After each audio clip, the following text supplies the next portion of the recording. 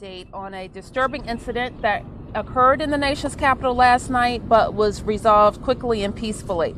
Shortly after 1 a.m. this morning, the Metropolitan Police Department responded to the Trump International Hotel at the old post office building for the report of a firearm inside a vehicle of a hotel guest. Upon arrival at the hotel, MPD were able to speak to the vehicle owner, and 43-year-old Brian Moles of Edinburgh, Pennsylvania, was arrested. MPD officers recovered 2 illegal firearms and ammunition from the vehicle. I want to thank the officers who responded for their prompt response to this incident involving an individual with an illegal firearm in the nation's capital. We also appreciate the coordinated efforts of the Secret Service in this effort. This incident was resolved without use of force, and for that we are grateful for the work done by all of our law enforcement officers and the intelligence gathering that led them there. Today's incident is an important reminder that when you see something, it is important to say something to an official. Here in the district, we take very seriously when anyone threatens the use of harm in our city. And Chief Newsham will provide additional details. All right, good morning. Thank you for coming on short notice.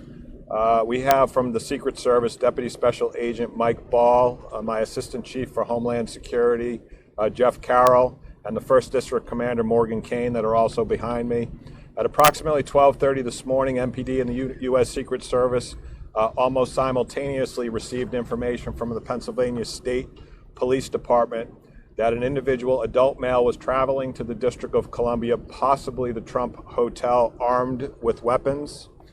Pennsylvania State Police had received this information from a tip, and they acted very quickly to share that information with us.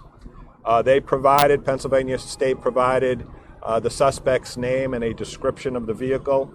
MPD and Secret Service immediately responded and contacted the hotel security at the Trump Hotel, who located the vehicle in the parking garage.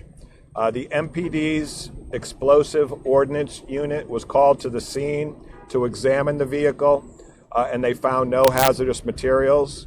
An AR-15 assault rifle and a .40 caliber handgun were recovered from the vehicle. After further investigation, officers discovered the individual from the tip who had checked himself into the Trump Hotel at approximately 0100 hours or 1 a.m. in the morning. And as the mayor mentioned, 43-year-old Brian Moles of Edinburgh, Pennsylvania, was located in the hotel, and he was arrested and charged with carrying a pistol without a license and possession of unregistered ammunition. I'd like to thank the Secret Service, our Special Operations Division, and the officers of the 1st District for bringing this potentially tragic situation to a peaceful end. More importantly, like the mayor said, I want to thank the tipster who came forward in the state of Pennsylvania and notified authorities. We say it all the time. The best way to prevent a disaster is when you see something, to say something. And I think this illustrates how see something, say something actually works. I'm going to ask Mike Ball from the Secret Service to come up, and then we can take any questions that you all have. Mike. Thank you, Chief. Good morning, everyone. Good morning. Early this morning, based on information provided by a concerned citizen and from the Trump International Hotel security staff, agents from the Secret Service Washington Field Office and officers from the Metropolitan Police Department responded to the Trump International Hotel. We received information that there was an individual traveling to Washington, D.C. with weapons in his vehicle. Secret Service agents and MPD officers immediately responded to the Trump Hotel. A protective intelligence interview of Mr. Moles was conducted by agents of the Washington Field Office, which revealed that he posed no immediate threat to any Secret Service protectees. The Secret Service, in conjunction with our federal, state, and local partners, is conducting a comprehensive investigation to ensure the safety of all Secret Service protectees and all citizens of the District of Columbia. The Secret Service relies heavily on its strong relationship with the Metropolitan Police Department and all of our law enforcement partners. The Department of Homeland Security is committed to its See Something, Say Something campaign. We encourage all citizens to report suspicious behavior to law enforcement, and this investigation is new and remains ongoing. Thank you. I'll turn it back over to the Chief. Chief, what can you say about this man's intent? you have any intel as to what he intended to do with those weapons? We're going to do a thorough examination if we can get to the motive as to why this guy was coming to the District of Columbia armed with these weapons. I can tell you this, I was very concerned about this circumstance, very peculiar circumstance. And I believe that the officers and our federal partners, and in particular the tipster coming forward, averted a potential disaster here in our nation's capital. Have you had a chance to talk with the man? Can you characterize whether he's being helpful and whether he's said anything that would indicate him? I can say this, that he is being interviewed and he has been sharing information with us. What was the original tip, other than they had guns in the car and that he was here in D.C.? Yeah, I can't get into that detail. I think when the court documents are presented, you may be able to get some more of that information. I don't want to say anything that might impact the case that we currently have against this guy. I'm sorry? Will he make cutoff today? That I don't know. That I don't know. So, Chief, I believe the original information that came out of your office was that he had made threats. Are you now saying that were there threats made? Did he make threats to anybody? At this point, we don't have enough information to charge him with making threats. Chief, you said Go ahead. you avoided a potential disaster or tragedy with this. The Secret Service is saying that there was no threat to any of their protectees.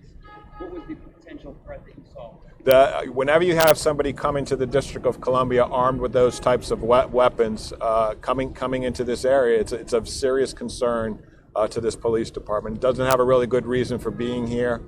So I think that the fact that somebody was intelligent enough, that the Pennsylvania State Police was very quick in their actions, and actually I spoke to Colonel Blocker earlier this morning and thanked him for being as vigilant as they were. If you look at the timeline, we received the information around 12:30. He checked in around 1 o'clock. So that's showing that information moved very quickly from one state to another, and we were able to get these weapons. So I think it's really a success story. Sir, here, 7. Chief, I just want to know, do you have a license to carry your gun in Pennsylvania or not at all? That's something we'll look into, but he certainly does not have a license to carry a weapon here in the District of Columbia. Chief, there was some report In the back, The tip was that he was armed and he was going to the Trump hotel. we had an indication that he would be going to the Trump Hotel, yes. What do you read into that? You know, I'm not going to read anything into it, but I do say that, the detailed information that was provided by the tipster was really important for us to quickly get over there and bring it to a successful conclusion. Like I said, Pennsylvania State got the information to us. They got it to Secret Service. We were able to coordinate with the hotel security over there. Everybody worked very cooperatively.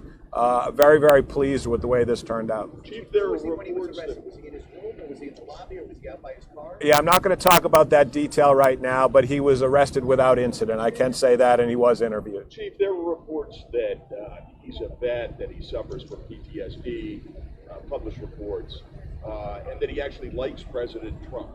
Can you talk at all about it? I can't talk about that right now. I don't know where that information is coming from, but I'm not in a position to talk about it at this point in the investigation. Potentially after he's presented in court, we can have that discussion. Did the information that you have give you indication that he could check into this hotel safely and that half hour was a safe window for you? I'm not sure what you're asking. Well, you knew before he checked in that this guy was coming in dangerous, and you talked with security, and he went through to check in at the hotel. Did you have enough information to know that he could check in without causing a problem right at the hotel? I still not sure I understand the gist of your question. I can tell you this. I believe that he checked into the hotel without incident. And then the hotel security, MPD, and Secret Service were able to quickly conduct an investigation, determine that there were weapons in the vehicle, and to make an arrest. He's charged with 2 counts of carrying a pistol. Is there a charge for the assault rifle? It's carrying a dangerous weapon is the assault rifle charge, carrying a pistol without a license for the handgun, and then unregistered ammunition. Chief, does he have any criminal history? I can't talk about that. Chief, were any of the weapons in plain view in the car?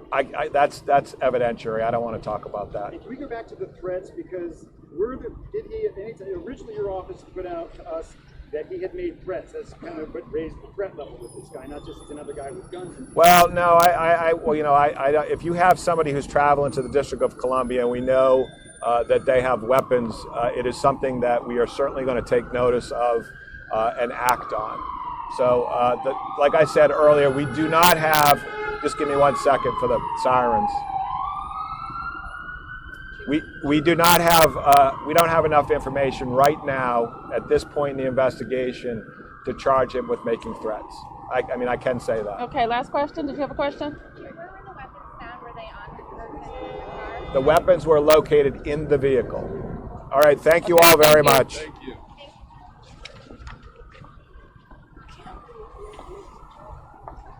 All right, guys, if you're joining us here on Facebook, it's Molly and intern Cam here in the digital newsroom. That was DC Police Chief Peter Newsham along with Mayor Muriel Bowser on this update that we've been covering all morning. Now we're here with this live police update at 11.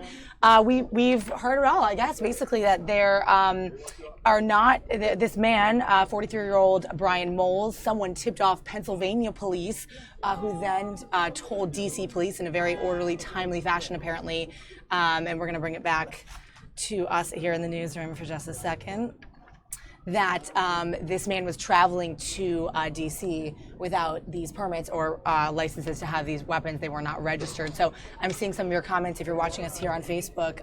Thanks for joining us on Fox 5 Live. You can always jump over to YouTube after this. We're going to be live with our show. But yeah, it seems like their mission here was to talk about the whole see something, say something effort of DC Police, Cam. Yeah, and you know, based on what the police chief was saying, it doesn't seem anything more than just unlawfully carrying weapons, which is obviously a huge concern for them with all of the high-profile targets that are in the area. But this could be nothing more than just carrying weapons unlawfully. They're not actually sure as far as the threat assessment. They said that they were talking to the suspect, and he was providing them with some information. It seemed like was being reasonably helpful and cooperative. So that's good news. I see that. Yeah, they did say he was arrested without incident, and there was a fair amount of cooperation there as well. And that he did not have, Peter Newsham there did not have any more information on threats being made. There was not enough to charge him with that. We were hearing that word kind of being thrown around this morning, but apparently it happened very swiftly. This all happened at about 1 a.m. They were tipped off at 1:30, and everything kind of came to a close there. So he was charged with carrying a dangerous weapon. That was the rifle, a pistol without a license, and then unregistered ammo as well. So that's the charge. Those are the charges that we know right now. We'll continue to follow the story, see if anything else becomes of it. Our reporter Paul Wagner was there asking questions, so he has this story for tonight. So that is, we'll continue to watch that. And if you want, you can come over to YouTube to watch our show. We'll catch you guys there. Thanks for joining us for this police conference, guys.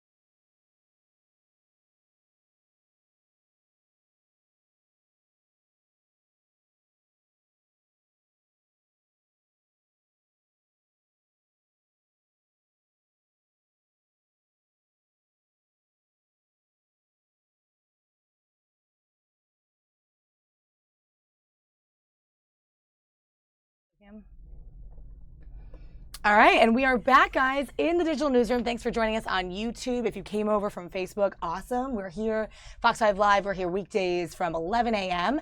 into the afternoon. I'm Molly Nevola here with intern Cam, joining you. We're going to bring you the latest breaking live events and trending topics. And up next, I'm just going to show you this little shot of inside the White House press briefing room. We have a special briefing from the Secretary of Veterans Affairs. You can see in the bottom right-hand corner of your screen, David Shulkin. He'll be coming into a rare on-camera appearance. This is a day that we don't have a White House press briefing from Sean Spicer later in the afternoon. So actually, the White House has not said what he'll be talking about, but we know that he's the Secretary of Veterans Affairs, and the question of health care for veterans is definitely a topic, and that people are kind of looking to that he may chat about. I think our reporter, Ronica Cleary, is there covering this. She'll be getting some more information for our nightly news show. So that's what's next in politics. We don't have Sean Spicer today, Cam. Yeah, and we just came from the briefing by the D.C. police chief. If you're just joining us on YouTube, about the suspect arrested in front of the Trump Hotel who had an assault rifle and an unregistered pistol and unregistered ammunition. So he got arrested on those 3 counts, and right now he's being investigated and being investigated further by the DC police to see if there's any malintent there, or if he was just So we don't know that much, and we didn't get too much more information other than that from the DC police chief, but obviously we'll keep you updated. Exactly. I was going to say through the morning and afternoon. As we get more. We'll keep you updated throughout as our show goes on. Police Chief Peter Newsham was somewhat tight-lipped, I think, on what was going on, and sort of like if there were any more details to come out of that. It may be less of an incident than people are thinking. We don't know, but we were reporting on this from our very early morning shows this morning. Just getting details in about this, and now we know that Pennsylvania State Police actually tipped off DC police that this man was coming down. 43-year-old Brian Moles was coming down from Pennsylvania into DC with his unregistered weapons. So, and no reports, no concrete evidence of threats that could have resulted in a charge of making a threat. So it sounds fairly low incident, I guess, at this point. For now, I mean, you never know what else we're going to find. As you said, the police chief was pretty tight-lipped, and he got asked the question, something on the lines of, what else was in the car, or was there anything else at the scene? And he said, I can't comment on that because it's all evidentiary right now. So we don't know if there was something else more interesting in there, or if he just can't say anymore because of kind of more technical rules. Yeah, exactly. And I've been keeping an alert out to see if the Trump Hotel itself tweets anything out, or if President Trump tweets anything else out, because we know that he likes to tweet, of course, including this interesting tweet from this morning. Or actually, there were multiple, but I'm going to bring you over here before this briefing starts with David Shulkin. But check this out. Did you guys catch this? This was the whole Kathy Griffin thing. I mean, this is over the weekend. This is over a couple days ago. But saying she made a sort of comedic video, or a picture, I guess, with the bloodied head of Trump. And if you guys have seen this in the media or the news, you'll know this. But he tweeted this out. Kathy Griffin should be ashamed of herself. My children, especially 11-year-old son Barron, are having a hard time with this, sick. And I actually saw a report that I was seeing reports that Barron Trump was scared when he saw this and thought perhaps that was his father. And that kind of was sad to me. It made me sad about it. But Kathy Griffin did apologize in a big video on Twitter. And so there's been a whole correspondence with that. So this is slightly, I guess, older now. But this was a tweet this morning about that incident. So we know he's the tweeting president, as people are saying. Let's bring you back inside that shot of the briefing room in a double box here. So that's what you're seeing. And if you're just joining us, we're waiting on Secretary of Veterans Affairs. Here he comes, David Shulkin. He'll be briefing the press. Let's go to that right now. Shulkin, who'll give an update on the state of the VA. And just a reminder that we'll be sticking to the topic at hand for questions afterward. So I'll turn it over now to Dr. David Shulkin. Thank you, Nino. And Good morning, everybody. So a few weeks ago, the president came over to my offices at VA at his 100-day mark to talk about the recognition of the progress we've had at VA. So I thought it only fitting at my 100 days to come to his house to talk about what's happening at VA. And as you know, the president is so committed to fixing issues for veterans that what he has told me is that it is important that we be open and candid and transparent about where the problems are. That as a businessman, the only way to fix the issues in an organization is if you come out and you talk about what those problems are. And so, as you know, I'm a doctor, and I like to diagnose things, assess them, and treat them. And so what you're going to hear today is really a candid assessment of where our problems are in VA with the focus of a businessman and the skills of a doctor to be able to actually help you with that. And as you know, many of these challenges that I'm going to talk about today have been decades in building, and they've spanned multiple administrations. And this is the time for us to really address these chronic problems that have affected veterans and in many ways have harmed veterans and their families by not dealing with these issues.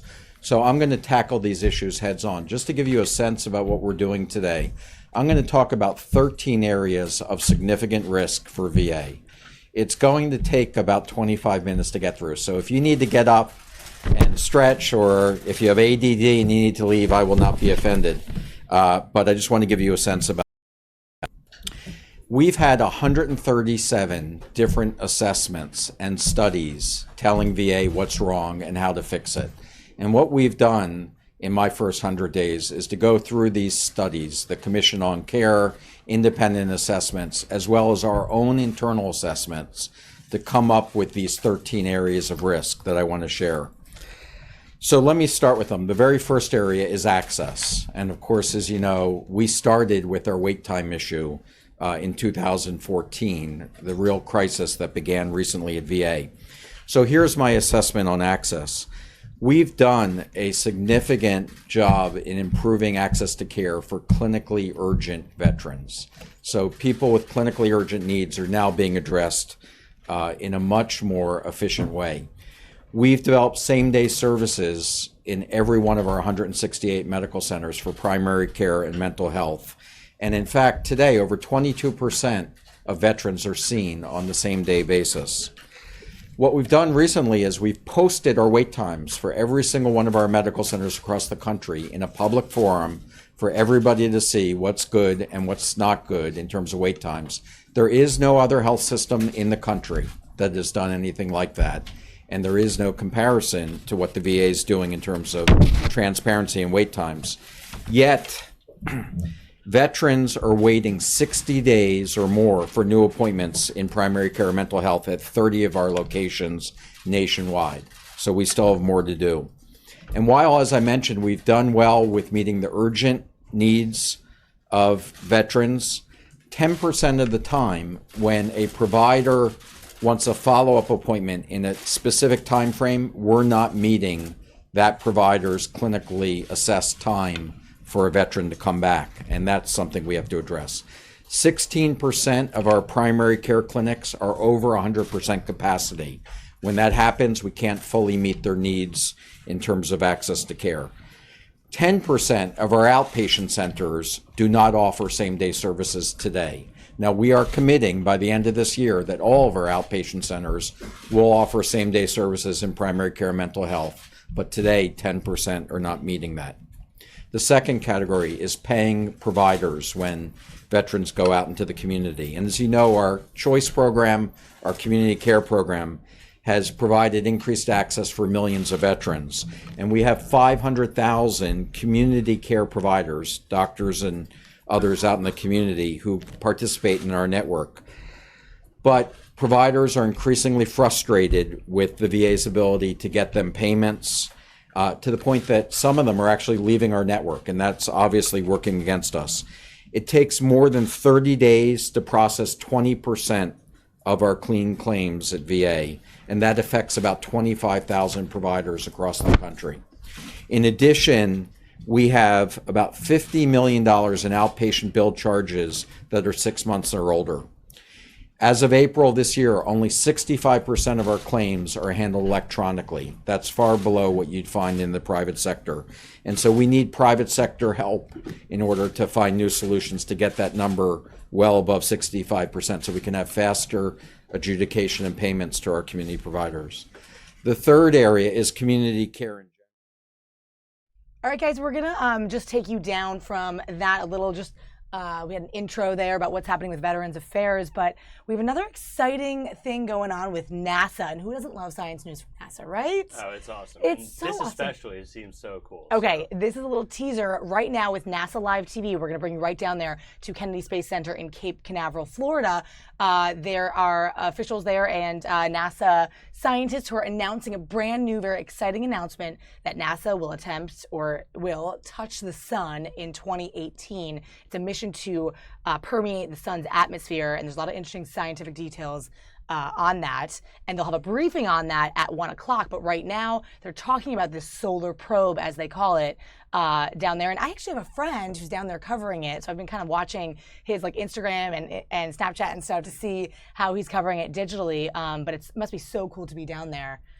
Yeah, I mean, it really feels like, I mean, if you're a fan of sci-fi movies like The Martian or Passengers or something like that, I mean, this really seems like that kind of, science is kind of catching up. So this is one of those really cool stories for me, at least. I mean, no, totally. They're supposed to get so much more kind of information about the sun, about how stars work in general from this probe. So I'm really excited for its launch and for the findings, just to see what else we can know and what kind of new information that this will give scientists. And really quickly, I was wrong. This announcement is actually coming to us from the University of Chicago, but later at 1 is the briefing from Cape Canaveral, sort of about what's going on, what's on board with them, and what will happen with this solar probe plus, as they're calling it, which will launch in summer of 2018. You see the video here. They're giving sort of just like a detailed simulation, I guess, and video description of what's going on. So we're going to jump it over there and bring that volume up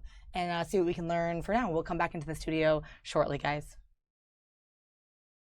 From the threats of space weather, in 2018, we will launch Parker Solar Probe, humanity's first mission to touch the sun.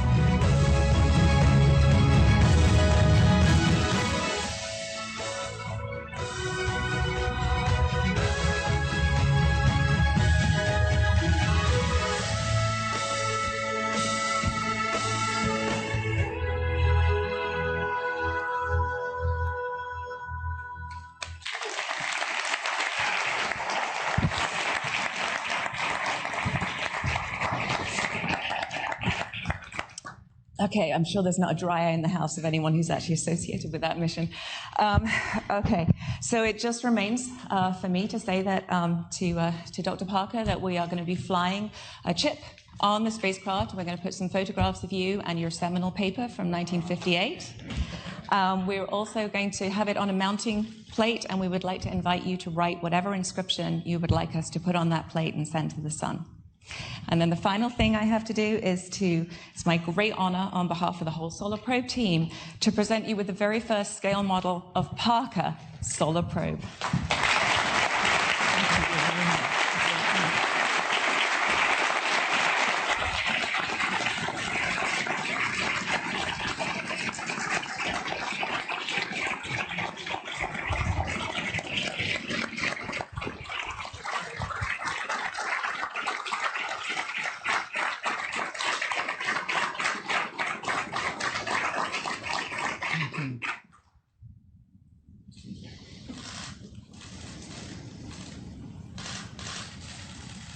Well, as I said, I'm greatly honored to be associated with this heroic scientific mission. And I was just examining it here. I guess I need some instruction as to what all the things are here. So thank you very much.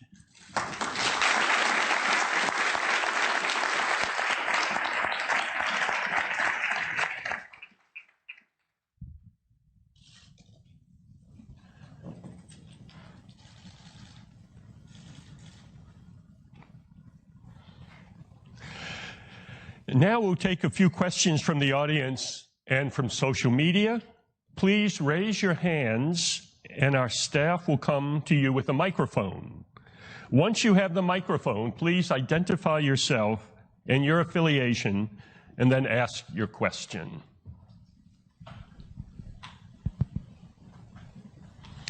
Yes, a question from this gentleman in the front. Yes, you need a microphone. And identify yourself. No one here knows you. My name is Eric Isaacs. Can you please say a little bit more about the kinds of instruments you actually have? And maybe this addresses Gene's question about what's on the model. But what are the instruments you have, and what are your wildest dreams about what you hope to find?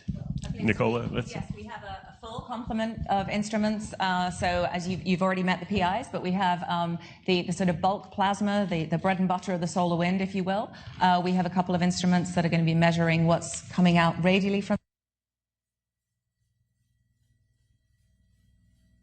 the sun, and we have instruments positioned in different locations, so whatever angle it comes out as, we've got it. We have a full suite of magnetic, so here's the magnetic instruments on the back here, the electric fields on the front, so we can measure plasma waves. We have a high energetic particle suite to get the really, the stuff that comes with the flares and the shocks. And last but not least, we have a white light imager called Whisper that is going to be taking pictures of the structures that we're about to fly through. So it will help us put into context what we're seeing. Wildest dreams, I want to go and explain Parker's paper. That's what I want to do. Great. Thank you, Nicola. Let's see, we have another question right there. Hi, Charlie Wojciechowski from NBC5 in Chicago. Why is it important to send this into the sun? Why is it important to touch the face of the sun rather than just brush closely by it and preserve the satellite? So we will brush closely by it. We're obviously not going to go right up and touch it. But if you imagine, you can learn so much from looking out the window. You can see the sun is shining. You can see the birds are singing. But until you actually go out, you have no idea quite how hot it is out there or how windy it is or what the conditions are like. So I think we've really come as far as we can with looking at things, and it's now time to go up and pay it a visit. Now we'll take a question from social media.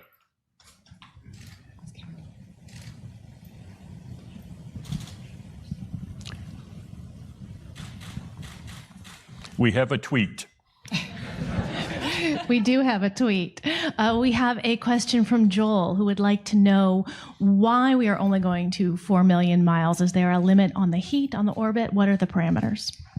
So there's a couple of things. Obviously it's designed, the heat shield and various things are designed to work at the 4 million miles. The reason we can't go any closer is after our 7th Venus flyby, our furthest point away from the sun is actually now inside the Venus orbit. So we can no longer use it to trim the orbit and move closer. So we're going to go to 9.8 solar radii is pretty good. I'll take that.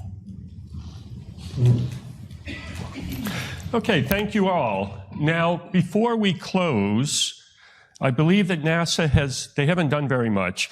So they have a final special recognition to present to Eugene. Please welcome back Thomas Zurbuchen.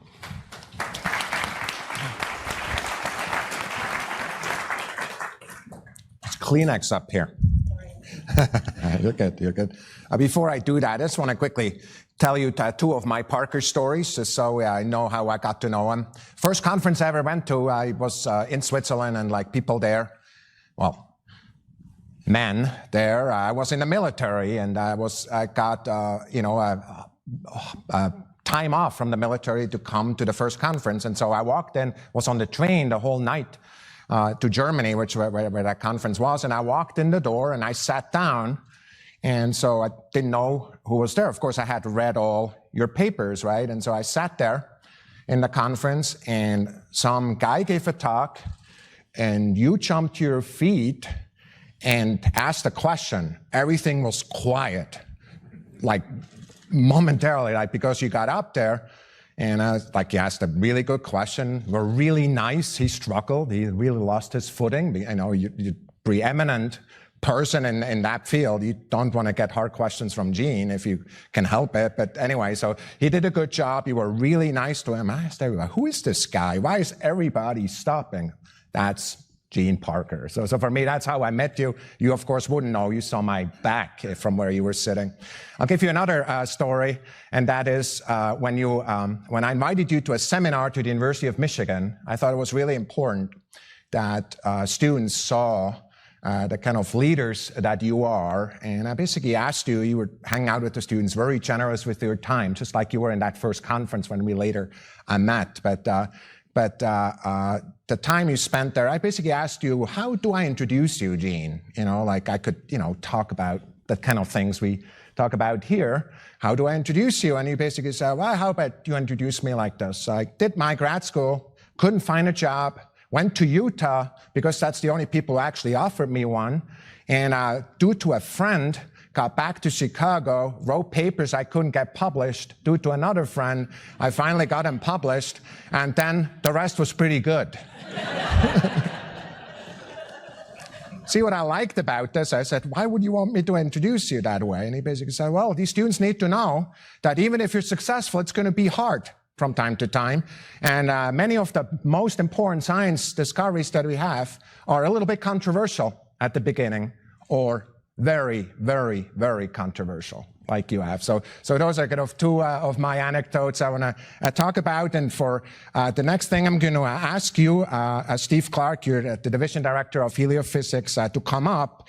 What I want to do first is talk to you about the Distinguished Public Service Medal of NASA, and it's the highest form of recognition awarded by NASA to an individual who is not a government employee. It's awarded based on the merit of that person, on the excellence towards NASA and the nation, and it's that medal that we'd like to give to you now.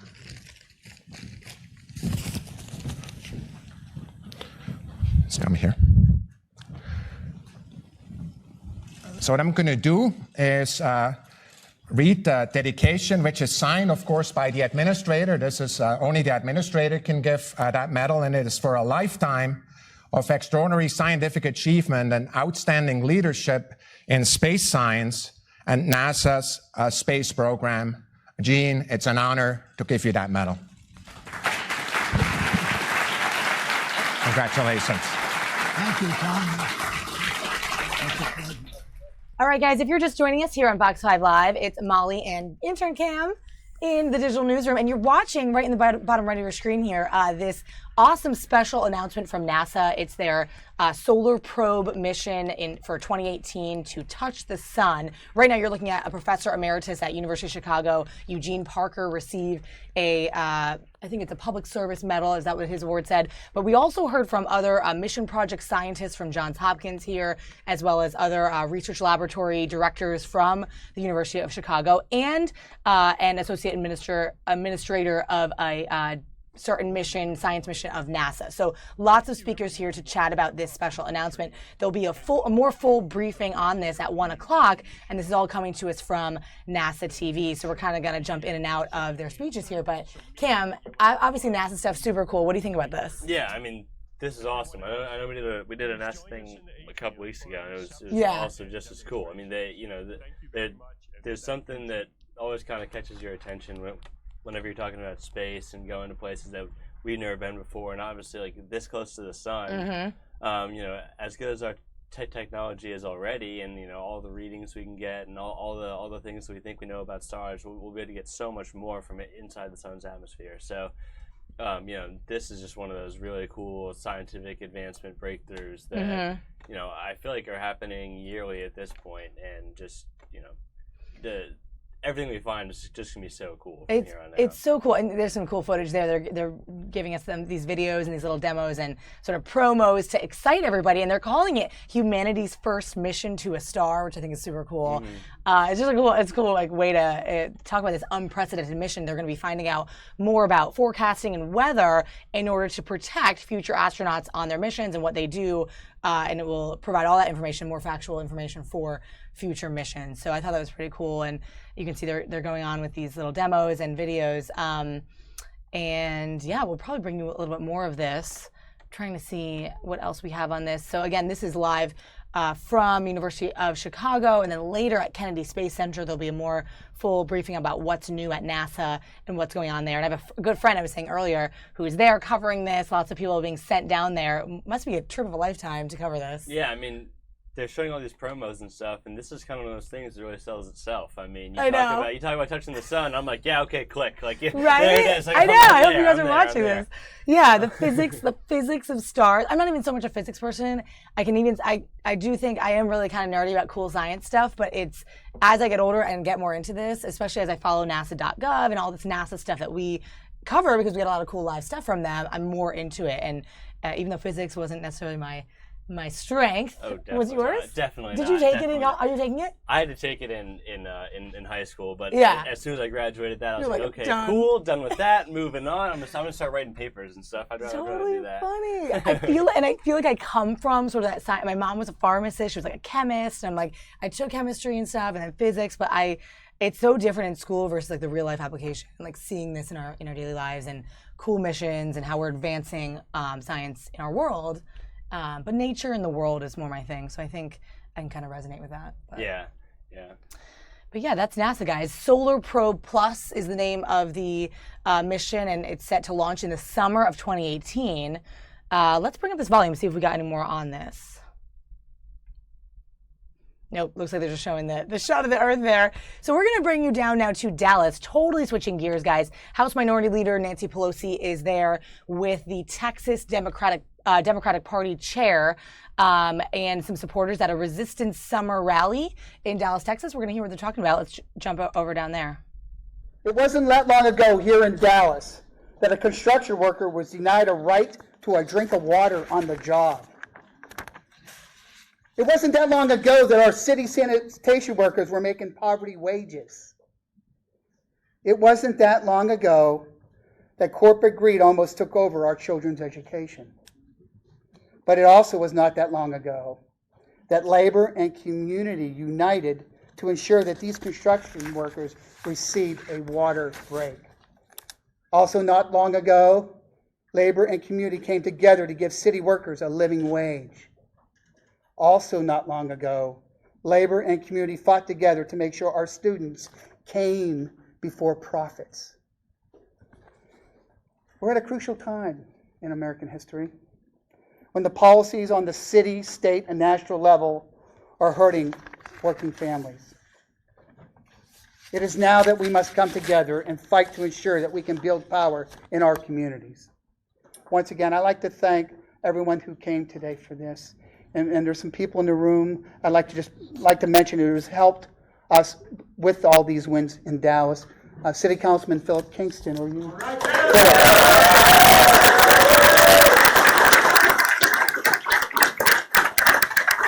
State Representative Roberto Alonzo.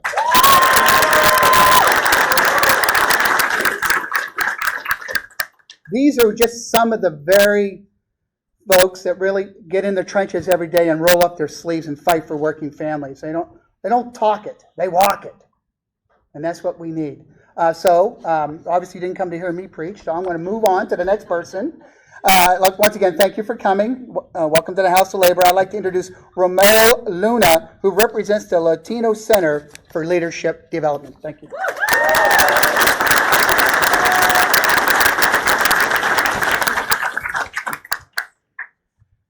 Good morning. My name is Ramiro Luna.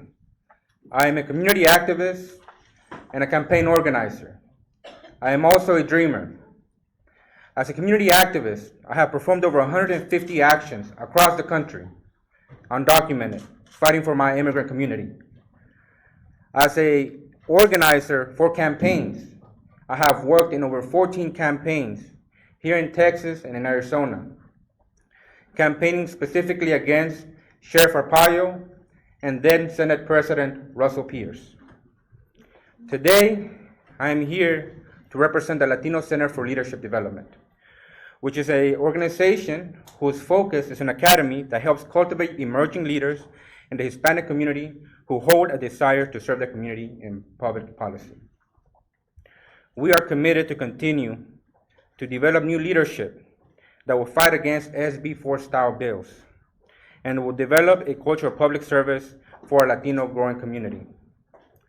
But today, I'm here to speak about a specific legislation that is very close to my heart and that is damaging our community and affecting our state. That piece of legislation is SB4. Thank you. SB4 is going to wreak havoc in Texas. This Show Me Your Papers law is going to make our community less safe. It's going to be putting our immigrant community in fear of being able to report a crime because they will be afraid that their safety will be at risk. It is also going to put the police officers in a tough situation of having to limit their resources even more. It's going to provide them more responsibility with not enough training and resources available to them. SB4, I have seen the damage that it has caused firsthand while I was in Arizona. So today, I'm here as a voice of warning. I have seen the damage that it caused Arizona, and we cannot allow it to infect Texas the same way that it affected Arizona. That's right. Thank you. In Arizona, it was a community exodus that I saw. Entire neighborhoods turned into ghost towns because the community was afraid to live there. See, whenever they want to discriminate against the brown, they have to realize that our green is something that they're not going to be willing to discriminate against.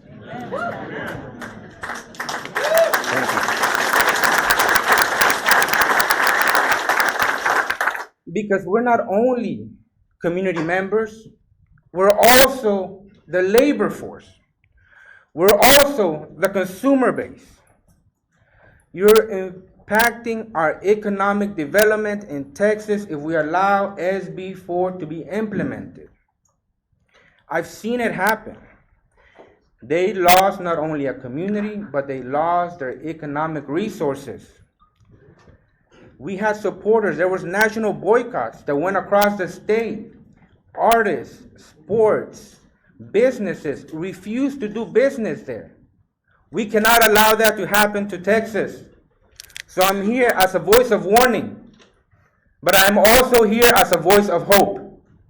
I'm here as a voice of hope because I have seen the power that whenever we are under attack, what does our community do? We stand up and we fight back. And that's exactly what happened in Arizona.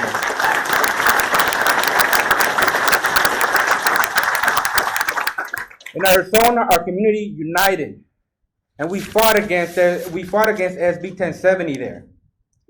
We held Know Your Rights trainings. We stood up for our community.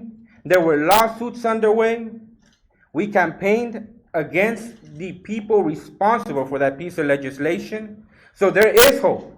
Because whenever I went there, we had a Senate president who was attacking an immigrant community, and we had a sheriff that was there specifically to target immigrants. Neither of them are longer there today.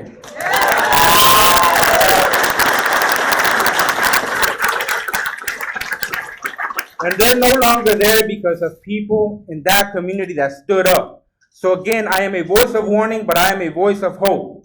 And that hope is only going to come through one way, and that is our vote. Today, I'm here to say, if you want to fight for our community, let's use our most powerful weapon, and that is our vote.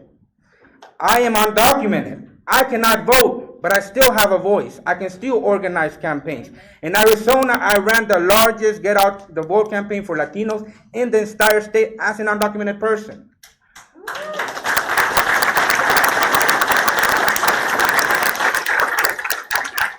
There is no reason why we cannot do the same here. Lastly, I am a voice of accountability. I say this because I am not here to go against my oppressor as more as I am here to gain the ear of my silent supporter. For you who say you support us, let's put those words into action. Let's organize. Let's get the vote out. Let's make sure that Rinaldi, if he wants to call eyes on us, next time he won't have an office to call eyes out of.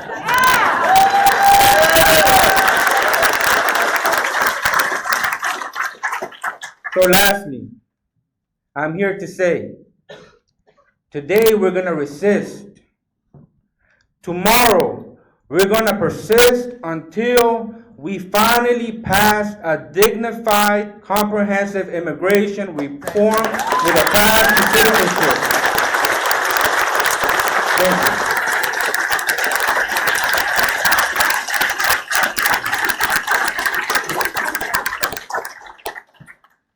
Good morning. Good morning. That was awesome. My name is Kelly Harrington, and I'm just Kelly Harrington. So there were words trending in my social media feed in the summer of 2016 that were probably trending in yours too. Words like, I'm not political, and LOL, there's no way he can win, and I'm staying out of it. And then there was also hashtag water bottle challenge and smiley face. Then came November 8th and January 20th, and the words and the trends began to change. I started seeing what happened, and sad face, and scared.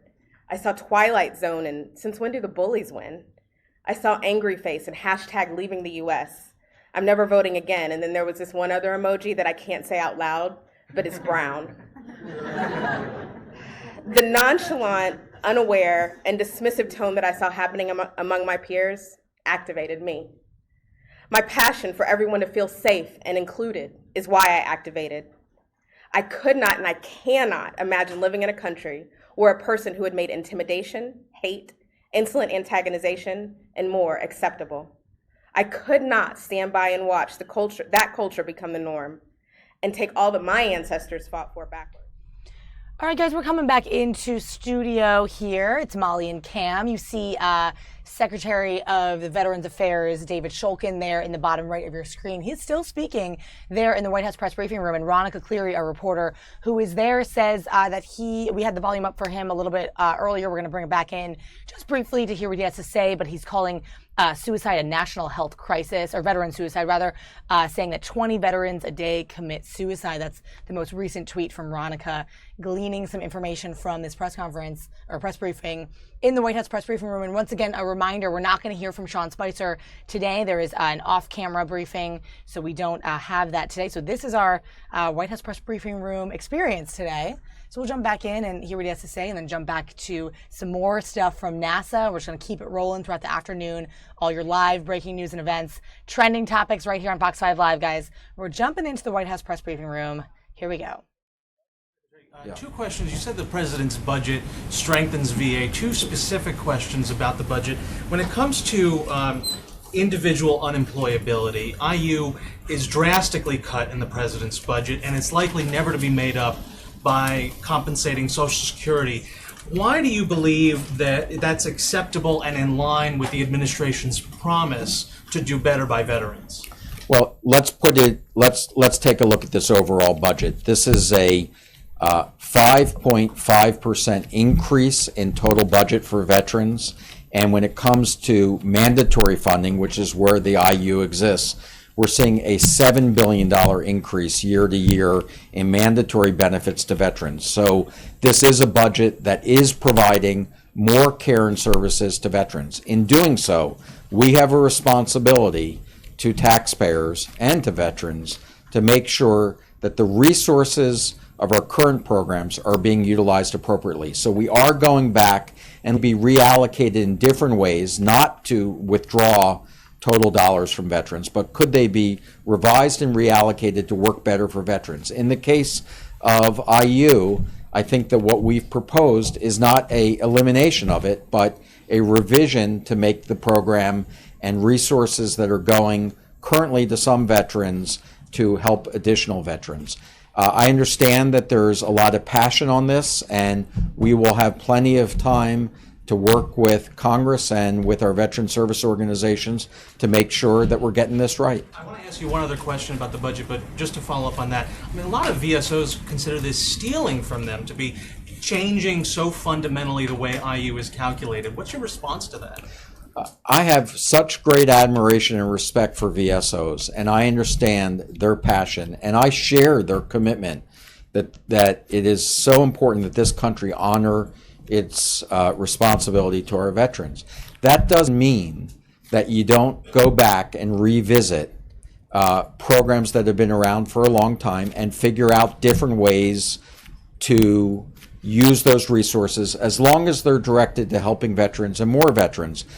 Now, I understand there's not always going to be agreement. This is Washington, and we're always going to get passion over important topics. And I welcome comments from our veteran service organizations about how to do things better. And I know that since we share the same goal of helping veterans, that we'll get to the right answer. Let me ask you one other thing, which is about the budget from the president focuses on providing care and purchasing care, less so on infrastructure. You talked a lot about infrastructure, but you know what I'm talking about in terms of the VHA and where dollars tend to go. Are you concerned about the long-term viability and the potential preference for privatization or focus on the choice program that's outlined in the outlays for this president's budget? What I think the wait time showed us is that VA can't do this alone. We have to work with the private sector. Currently, right now, we're about 1/3 of all veterans are getting care outside of VA.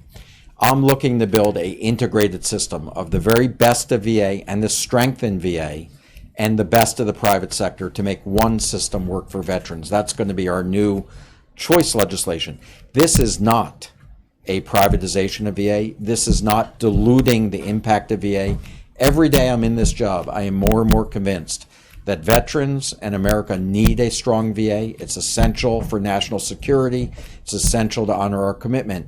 I will not allow our policies to weaken the VA. Our policies will strengthen the VA, but working with the private sector is the way to do that. And you don't have any concerns about where these dollars are going? What's that? You don't have any concerns about the long-term effects of where these dollars are going? Well, of course I have concerns. I look at this every day, but I do believe the budget and our legislative proposals that we're going to work with Congress on choice will come up with the best balance between private sector and the VA. You said the majority of veteran suicides are people who aren't under VA care. Why is that, and what work is being done to reach out to those vets? Right. So of the 20 veterans a day that are taking their life through suicide, 6 are getting their care in the VA system and 14 aren't. The reason why those 14 aren't getting care is really, really important and a big focus of our research and understanding. Some of them were other than honorably discharged. That means that, as you know, 10 to 15% of active service members who leave the service leave with a other than honorable discharge. That leaves them without benefits. That's why I made the decision to offer those veterans emergency mental health services. Secondly, homeless veterans, very high risk for suicide, not likely to have good access to behavioral health care. This budget that the president put forth, additional $600 million for a total of $1.7 billion to help get veterans off the street, get them into homes, and get them the services that they need. Third, the conditions themselves, depression and traumatic stress, tend to isolate people. They tend to withdraw because of their condition. And those are the ones that we worry the most about, which is why we say suicide is everybody's responsibility. Family members, community members. When you see people withdrawing, that is the time to reach out and get them help. The Veterans Crisis Line, which we've just staffed up, now answering 99% of its calls, 1% now only going into rollover, 95% answered in 20 seconds, is there 24 hours a day if you find a veteran who's at risk. And finally, let me just say that this issue will continue to be our top priority until we figure out all the answers how to get each of those veterans help. I'm gonna, Donovan. Thank you. You mentioned that you identified 14 facilities that are providing lower care or lower standard care than nearby private sector hospitals. Are those hospitals? Can you identify them? Yeah, they're on our website. The 14 one-star facilities. I think you've even published an article about this. Oh. And so those are the 14 that we're talking about. When you're a one-star facility, it means that you're not only the lowest in the VA compared to other VA hospitals, but you also are below a community standard. And that's why those are the important ones to focus on. And in our choice program, you will see as we go out there, we're going to be making sure that veterans have choice, in particular where the standard of care is not being met in the private sector. Does that mean they would not be accredited? If they're 1-star and they're below the community standard of care, does that mean they would not be accredited? No, in the private? all of our hospitals are accredited by the same national organizations that private sectors go through. When you talk about below standards, we're talking about averages. And so by definition, there's always going to be those that are below. VA has set a bar that is above average, that essentially we want VA hospitals because we believe all veterans deserve the very best care possible. So it's not a minimal standard. All of our hospitals are accredited. Okay, thank you very much, everybody. Thank you. Great. Okay. If you didn't get a copy of the packet distributed before the briefing, it's available in Lower Press as well as on their website. Thanks, everyone.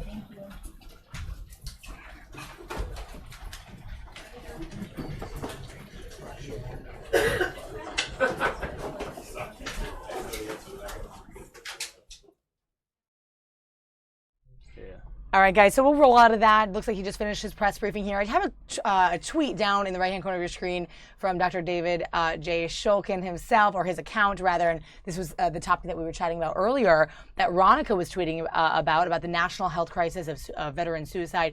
He says, we're launching a new initiative this summer, Getting to Zero, to help us end veteran suicide. This is my top clinical priority. So right there, straight from the horse's mouth, his tweet about that. And then, Cam, we found out some other information, too. Yeah, apparently, I mean, he said something along the lines of, that there is some evidence that the use of medical marijuana could actually be helpful for veterans who, return from war. And he didn't come out as a full advocate or anything like that. But even the recognition that there may be some use, that it may be helpful in some way, is really pretty surprising and kind of a big step out of him. I think so too. Unfortunately, we didn't have that exact quote come in because we were kind of jumping into our different news sources today.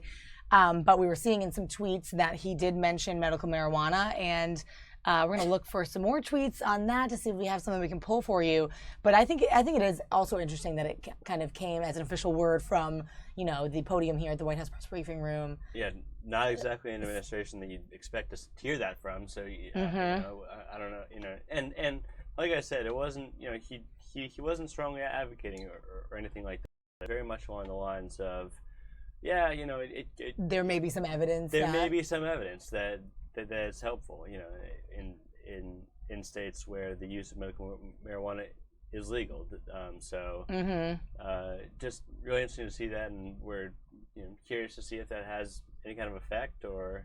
Yeah, or if that spurs other, people talking about this or articles tonight. Maybe it'll make some different media news today about this topic. We have lots of people talking about this. Of course, we brought you, I think, even a month plus ago, there were marijuana rallies in Capitol Hill, and blatant sort of purposeful arrests made to get their point across of the various medical marijuana and recreational marijuana. Proponents and rallies in the city. We had Tom Fitz in here talking about that as we followed one of those rallies. So definitely a hot topic, something that we see a lot, I would say, occasionally at least. People protesting and talking about as we, are in the district. So we have a lot of that every day. But guys, we're going to change it up. And if you're just joining us, you're watching Fox 5 Live in our digital newsroom. I'm Molly Nevola. This is intern Cam. And you're watching Wednesday, last day of May. I can't believe it. We already rolled through Memorial Day and we go into June this week. We're bringing you the live breaking news, topics, trending, everything. Don't be afraid to chat with us on our chat board here on the right corner of your screen, that live chat. And don't forget to click subscribe on our YouTube channel. You can always see when we pop up with live events and breaking news. If you click subscribe, then you'll always see when we're up. Okay, another topic. We're going to bring you this now. Bryce Harper is on deck, literally and figuratively. Okay, had to use that pun. So what happened over on Memorial Day? On Memorial Day, the Giants pitcher Hunter Strickland, reliever, allegedly intentionally, hit Bryce Harper the pitch, and Bryce Harper ended up pointing at him as he's walking to first base, and then throwing his bat down, running at Strickland, took his helmet off almost as if to throw it at Strickland. The helmet ended up flying off, well to the right, but then punches were thrown, benches cleared, mob in the middle, and I remember, and Strickland and Harper both needed to be kind of pulled off and separated. So, the beef in between the two has started in 2014 in the playoffs, so kind of a long time ago. But Bryce Harper hit 2 home runs off of Strickland in the playoffs. 2 big shots. And I guess Strickland's been kind of holding that grudge ever since. It's been a while, so this is the first matchup between the two since those at bats. Mm-hmm. And the fact that the whole situation, the fact that there was 2 outs, nobody on in the 8th inning. So really, as far as limiting damage, it is kind of one of the best times to put somebody on. Mm-hmm.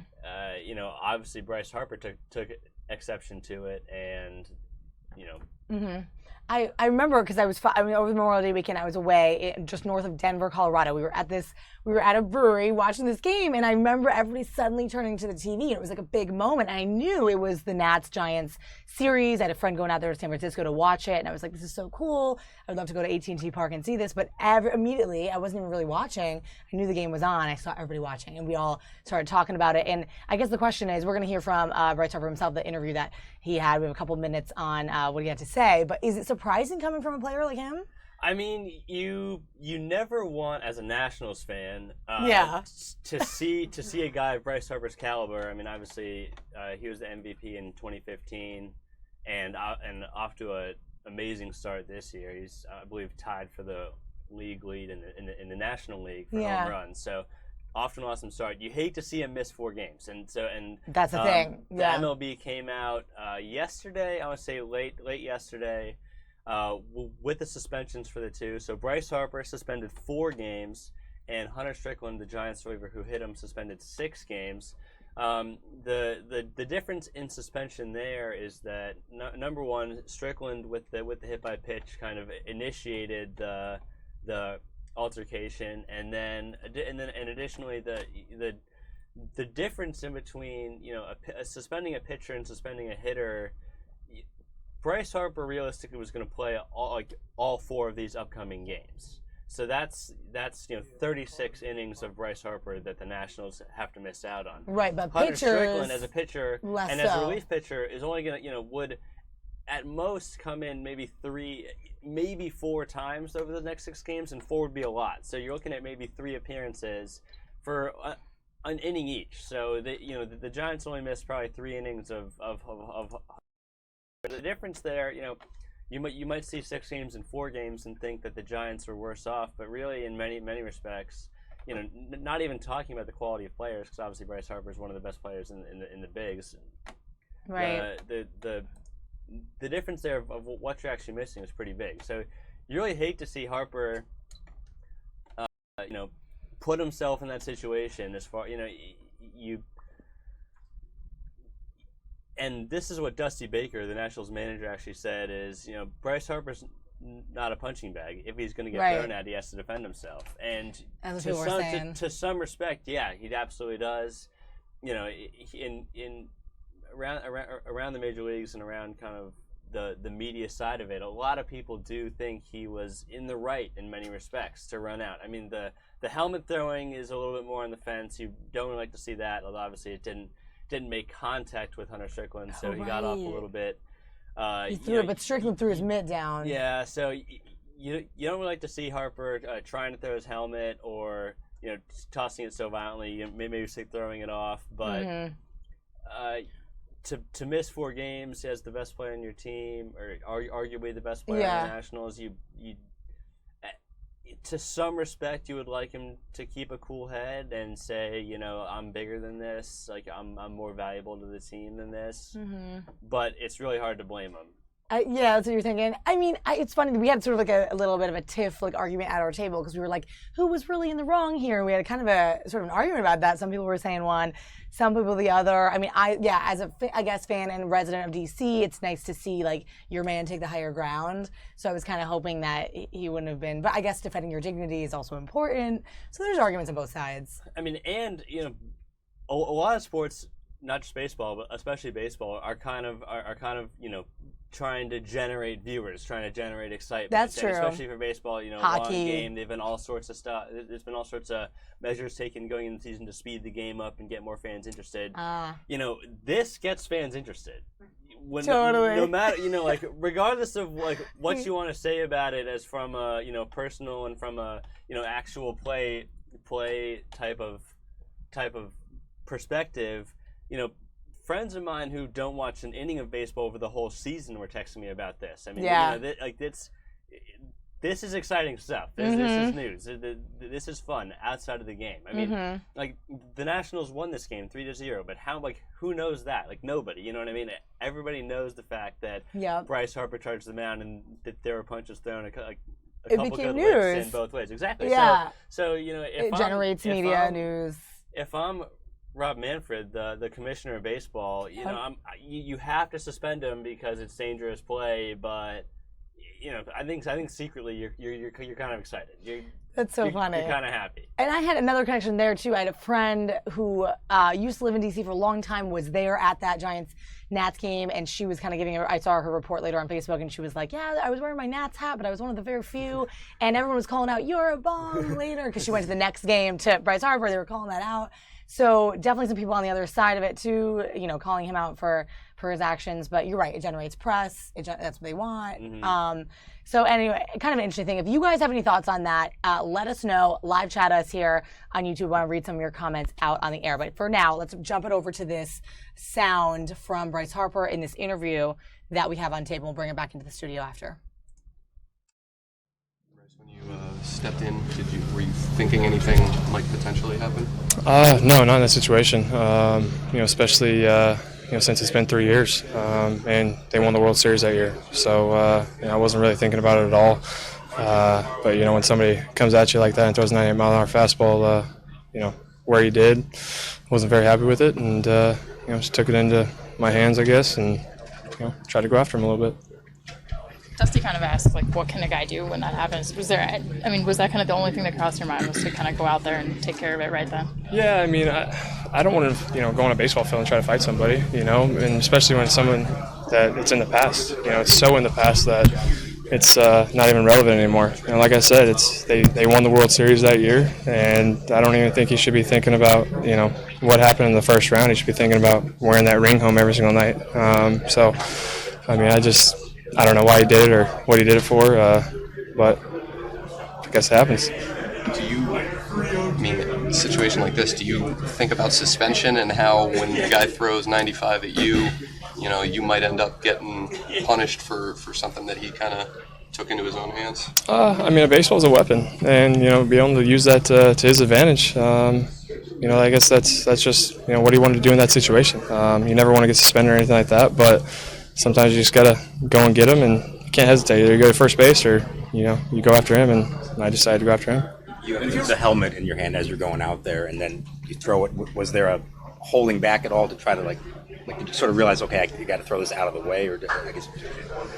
I was just trying to go after him. I mean, I not with a helmet or just myself, and just trying to do what I needed to do to just keep it going. I guess I don't know. I mean, in that situation you see red.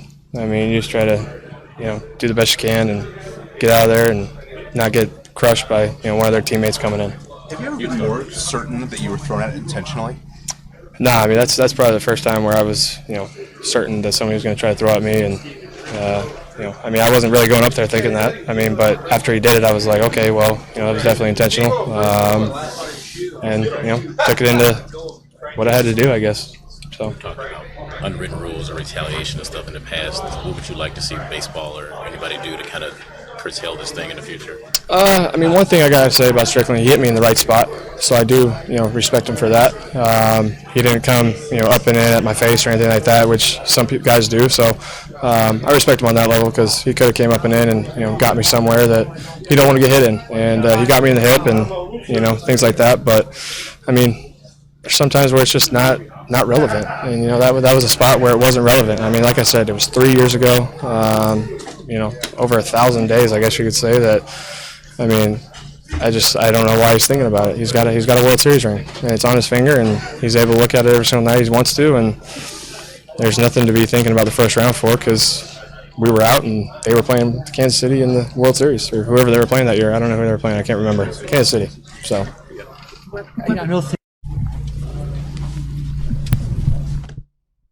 So that was the sound that we had from Bryce Harper on Monday's incident. What do you think about that, Cam? Yeah, I mean, the thing he said there at the end was really interesting to me. I mean, Bryce Harper's, been in the press a bunch of times about, the World Series and about winning, and he said, I don't know what he's thinking about the first round for. They got a World Series ring and we didn't.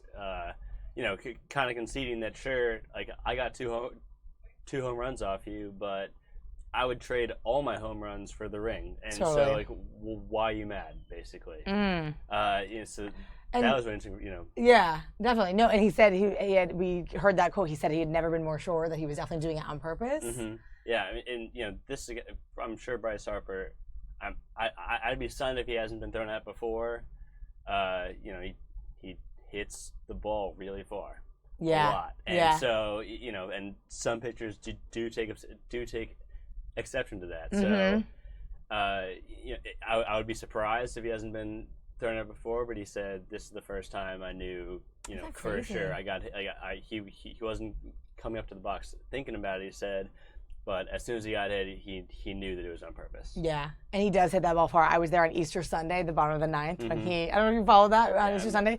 Awesome game. We rolled out from the back red porch over back to home plate just to get just behind home to get a little different of a view. And I'm glad we stayed because it was about to rain. Then he hit the homer in the bottom of the ninth and they won the game. It was awesome. But so we know he's well liked, well loved here in Washington. So definitely an interesting topic, interesting thing that's been happening. And of course the suspensions came out today, so that was more of the breaking thing earlier this morning, I think, right? Yeah, so also in sports news, Tiger Woods. I know this is kind of old because it's over the weekend, but people are continuing to kind of talk about this. Memes are talking about this, so all the memes of Tiger's face. Check out this face right here. This has been all over all the memes. We have a little package on the Tiger Woods incident, and honestly, it is actually a pretty serious topic and sad, but a little more information in this package that I'm about to show you, but it's been sort of circulating around, everything, Instagram, Twitter, his face as part of a social media kind of craze and memes, but let's play out this package. Tiger Woods was taking 4 medications when he was arrested for DUI. That's according to a police report from Palm Beach County. Woods said one of the medications was Vicodin, which the FDA says may impair a person's ability to drive. The golfer has had multiple back surgeries, including spinal fusion last month. Tiger lucked out. He got pulled off the road before he committed an even worse crime, before he killed somebody, before he injured someone or himself. The report says Woods was found asleep at the wheel of his stopped car early Monday morning. He's said to have slurred speech, and it was difficult for him to walk. Woods releasing a statement reading, quote, "I understand the severity of what I did, and I take full responsibility for my actions. I want the public to know that alcohol was not involved. What happened was an unexpected reaction to prescribed medications." This is not the first time Woods has had some trouble behind the wheel. An early morning single-vehicle accident in 2009 led to the revelation of several extramarital affairs. I'm sure it will have a very negative impact on his career, the perception with the fans. He was just trying to begin to recover from the 2009 scandal of all the extramarital affairs. In terms of his sponsors, I'm sure they will take a close look at this. Tiger Woods' arraignment is set for July. In Miami, Steve Harrigan, Fox News. So again, guys, that was the package from Fox News that we just took to show you guys sort of a sum up of what happened over the weekend. But we're talking about this sort of an unfortunate situation. Details surrounding it: his car was stopped, but the keys were in it, and he had possession of these prescription drugs. He was also So yeah, I mean, so For sure, technically, it was a DUI. I mean, as long as your keys are in the ignition, then it counts as a DUI. I mean, might be somewhat in the minority of thinking it was like it's kind of a tough situation because he was pulled over, right blinker on. So right. He had pulled off the road and was notified.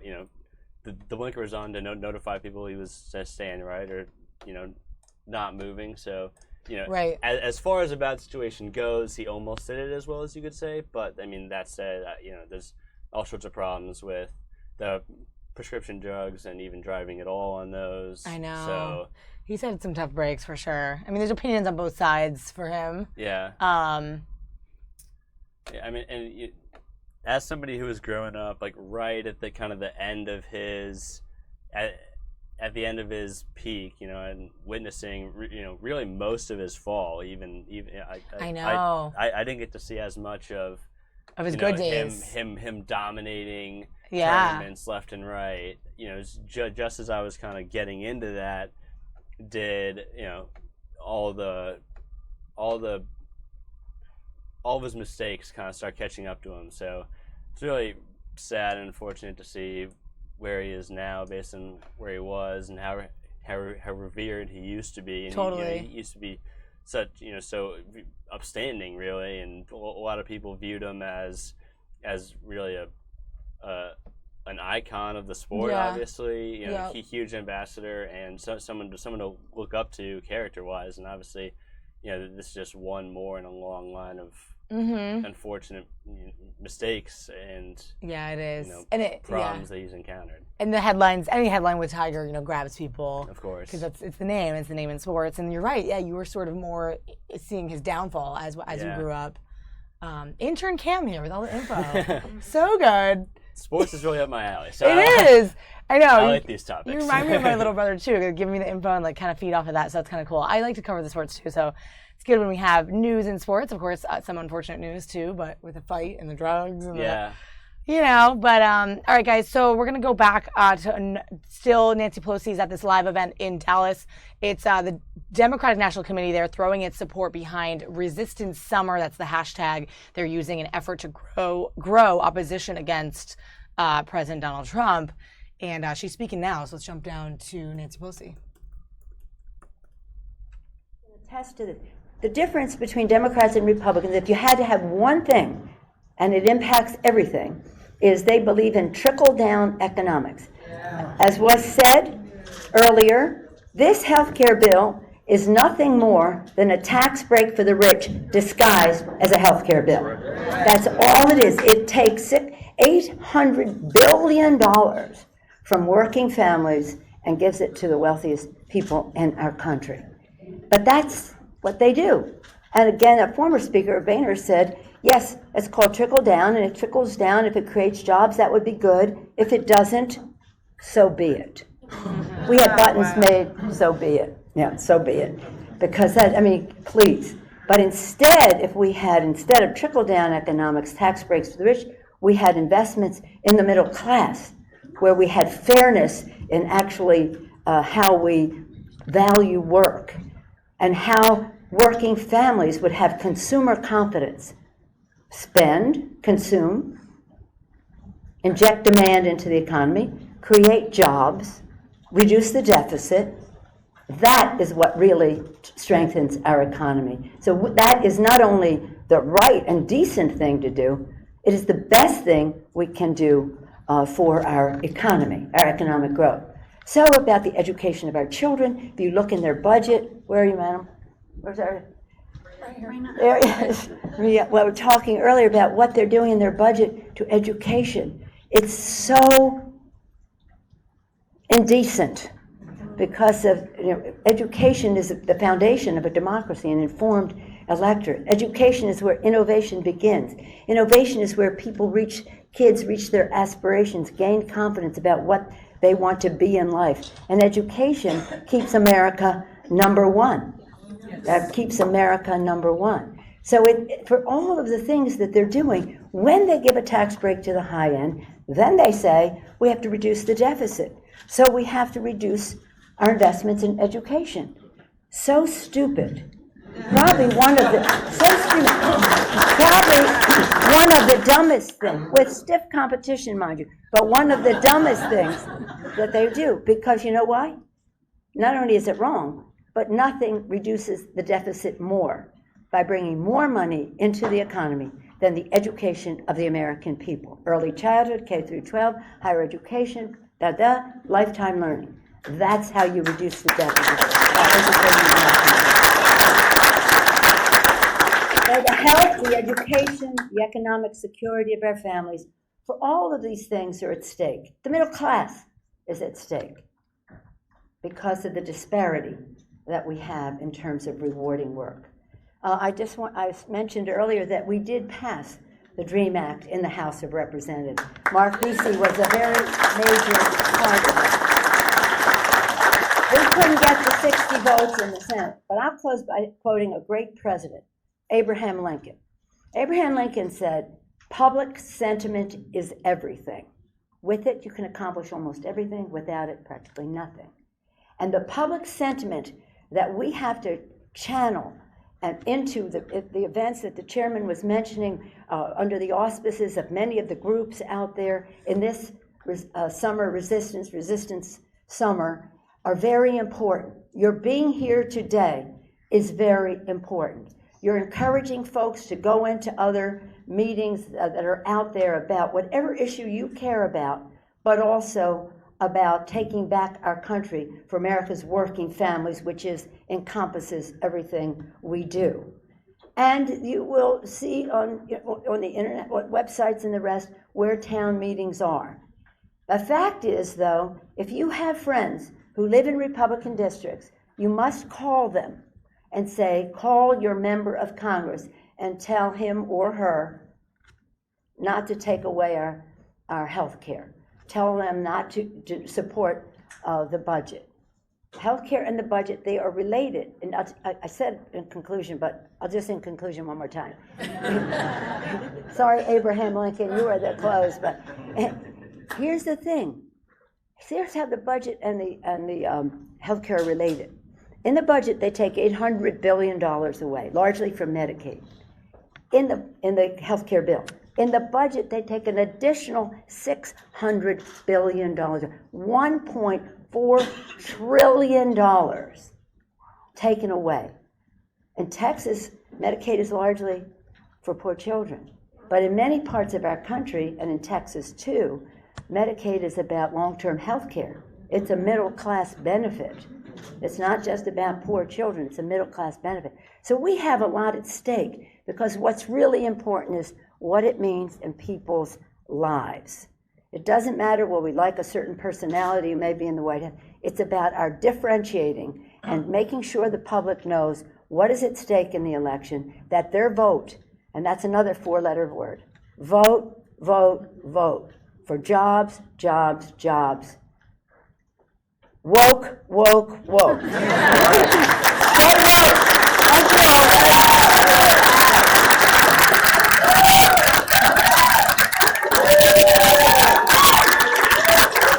you ready for Texas to lead the way to a Democratic victory? You are.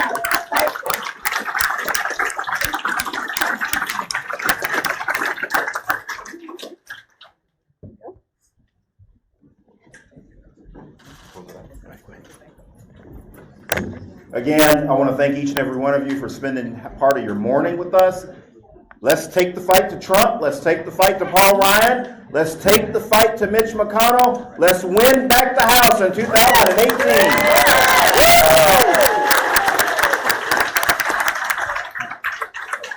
Once again, on behalf of the Dallas AFL-CIO, thank you for coming today. Shout out to the CWA 6215 and all the union affiliates that are here today. Who's ready to loosen up their tie and roll up their sleeves? Let's hit it. Thank you for coming. I heard you were going to be here.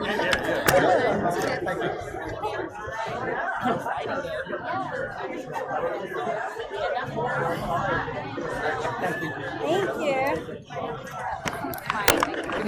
You have my card, right? I don't know. Do I? When you answer like that, the answer is no. I don't think so. I'm like, I don't think so. Thank you. All right, guys, we are back in the digital newsroom. No, you're good. We're fine. We're just covering the breaking news and trending topics, trying to follow along with what people are talking about, what people are tweeting about, what's trending. What do you have going on, Cam? Anything new? Not too much. We're gonna, I think, go back to what we were talking about earlier this morning. With, there was an arrest made in front of with a suspect. In front of the Trump Hotel, who at the Trump Hotel drove into D.C. with an assault rifle, an unlicensed pistol, and unregistered ammunition. Yeah. So there's a little police chief briefing this morning. Yeah, we heard from the chief here, Peter Newsham, and Mayor Muriel Bowser on this. And we're hearing now new information just coming in that this may be sort of just a standard case and not really sort of a high, I guess, I don't know, alert incident type thing. And essentially this man, police searched his car. They found a rifle and a handgun. He was charged with possession of a weapon. Of course, has to be registered here in D.C. for it to be legal. And what happened was Pennsylvania police actually tipped off D.C. police, and they found this guy, and he was arrested with no incident. So again, the chief of police here gave a press briefing earlier to talk about this. We're going to replay that for you just to keep you updated on this incident. Sounds like it could be a possible run-of-the-mill gun story. We're not sure. He may not even appear in court until tomorrow is what we're reading. And if he does appear in court, we'll stay on that story and bring you more information. But here's what officials had to say earlier this morning. So last night, in case I get lost or something. 1 second.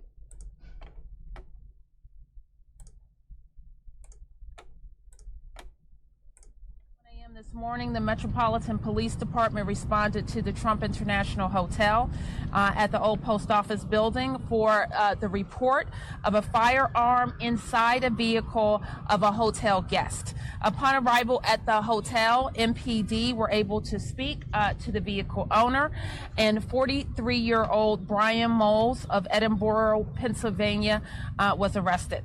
MPD officers recovered 2 illegal firearms and ammunition from the vehicle. I want to thank the officers who responded for their prompt response to this incident involving an individual with an illegal firearm in the nation's capital. We also appreciate the coordinated efforts of the Secret Service in this effort. This incident resolved without use of force, and for that we are grateful for the work done by all of our law enforcement officers and the intelligence gathering that led them there. Today's incident is an important reminder that when you see something, it is important to say something to an official. Here in the district, we take very seriously when anyone threatens the use of harm in our city. And Chief Newsham will provide additional details. All right, good morning. Thank you for coming on short notice. We have from the Secret Service Deputy Special Agent Mike Ball, my Assistant Chief for Homeland Security, Jeff Carroll, and the 1st District Commander Morgan Kane that are also behind me. At approximately 12:30 this morning, MPD and the U.S. Secret Service almost simultaneously received information from the Pennsylvania State Police Department that an individual adult male was traveling to the District of Columbia, possibly the Trump Hotel, armed with weapons. Pennsylvania State Police had received this information from a tip, and they acted very quickly to share that information with us. Pennsylvania State provided the suspect's name and a description of the vehicle. MPD and Secret Service immediately responded and contacted the hotel security at the Trump Hotel, who located the vehicle in the parking garage. The MPD's explosive ordnance unit was called to the scene to examine the vehicle, and they found no hazardous materials. An AR-15 assault rifle and a .40 caliber handgun were recovered from the vehicle. After further investigation, officers discovered the individual from the tip who had checked himself into the Trump Hotel at approximately 0100 hours or 1 a.m. in the morning. And 43, as the mayor mentioned, 43-year-old Brian Moles of Edinburgh, Pennsylvania, was located in the hotel, and he was arrested and charged with carrying a pistol without a license and possession of unregistered ammunition.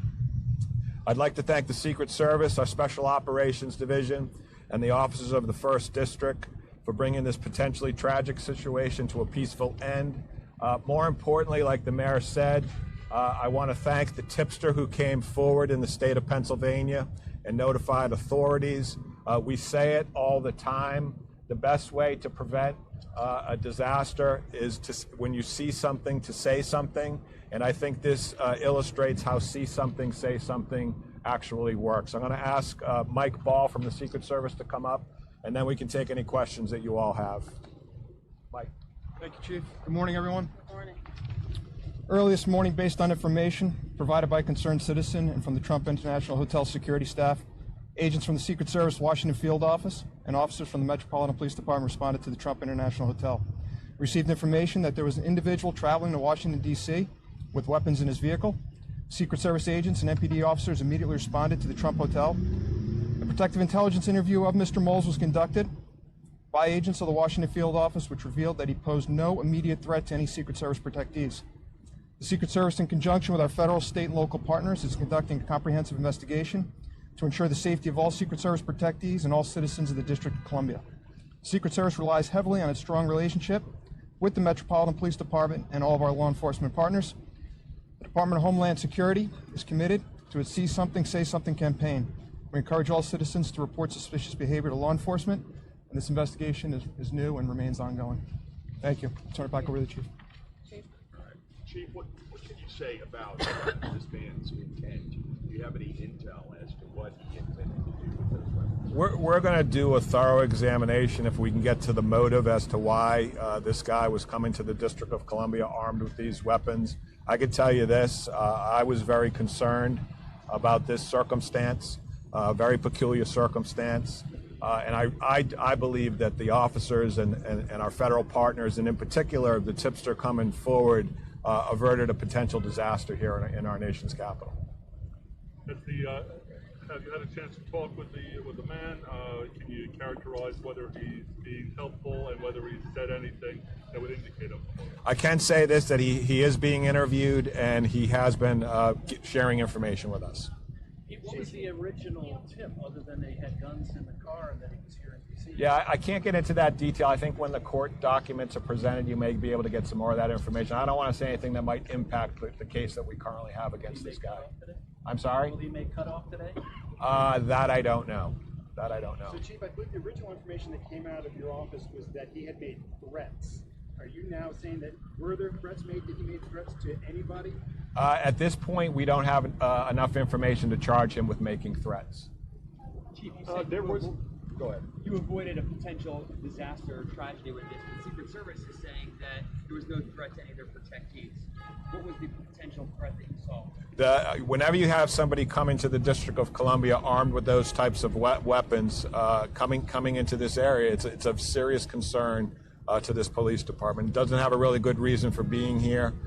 So I think that the fact that somebody was intelligent enough, that the Pennsylvania State Police was very quick in their actions, and actually I spoke to Colonel Blocker earlier this morning and thanked him for being as vigilant as they were. If you look at the timeline, we received the information around 12:30. He checked in around 1 o'clock, so that's showing that information moved very quickly from one state to another, and we were able to get these weapons out of our community. So I think it's really a success story.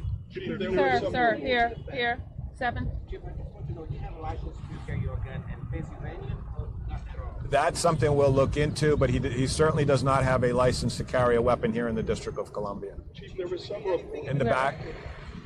The tip was that he was armed and he was going to the Trump Hotel? We had an indication that he would be going to the Trump Hotel, yes. What do you read into that? You know, I'm not going to read anything into it, but I do say that, you know, the detailed information that was provided by the tipster was really important for us to quickly get over there and bring it to a successful conclusion. Like I said, Pennsylvania State got the information to us. They got it to Secret Service. We were able to coordinate with the hotel security over there.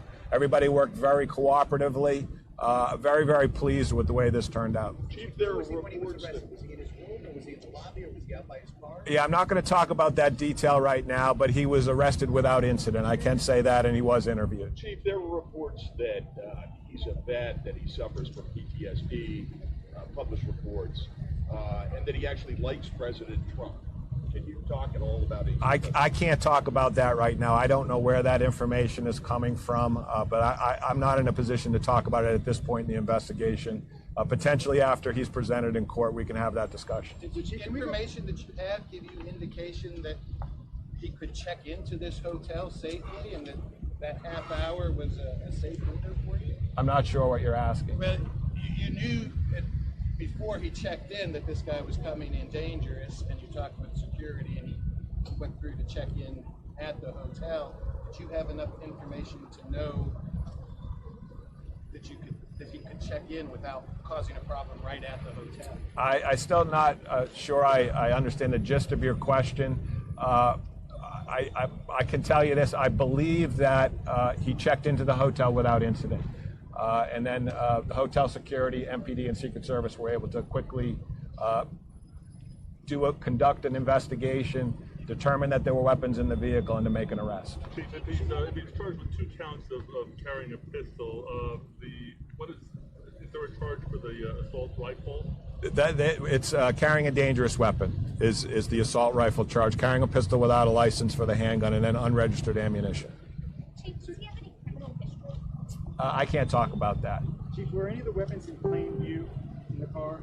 That's evidentiary. I don't want to talk about that. And can we go back to the threats, because did he at any time, originally your office put out to us that he had made threats? That's kind of what raised the threat level with this guy, not just he's another guy with guns. Well, no, if you have somebody who's traveling to the District of Columbia, and we know that they have weapons, it is something that we are certainly going to take notice of and act on.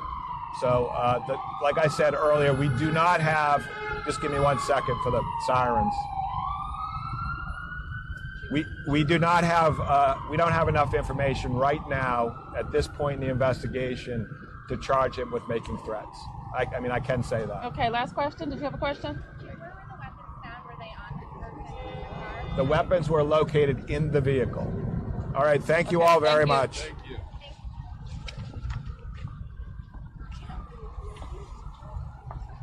All right, guys, if you're joining us here on Facebook. All right, guys, so as you can see, that was our feed from earlier, so that was not live just now.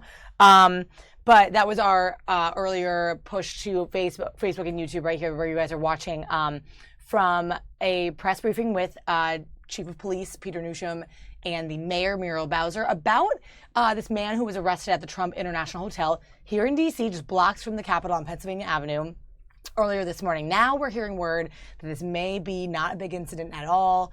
We're getting reports in throughout the day because we do have a reporter on this, that it's possible this guy was just coming down from Pennsylvania to Trump Hotel, had guns in his car, maybe didn't know the rules. We don't know. Yeah, I mean, lots of speculation. You know, obviously it's still a criminal act. I mean, you hate to see people driving around with guns all the time, but yeah, you know, as far maybe more of a, you know, not, you know, the intention for harm was not necessarily there, and by all accounts he was cooperative with the police. There was you know, there was no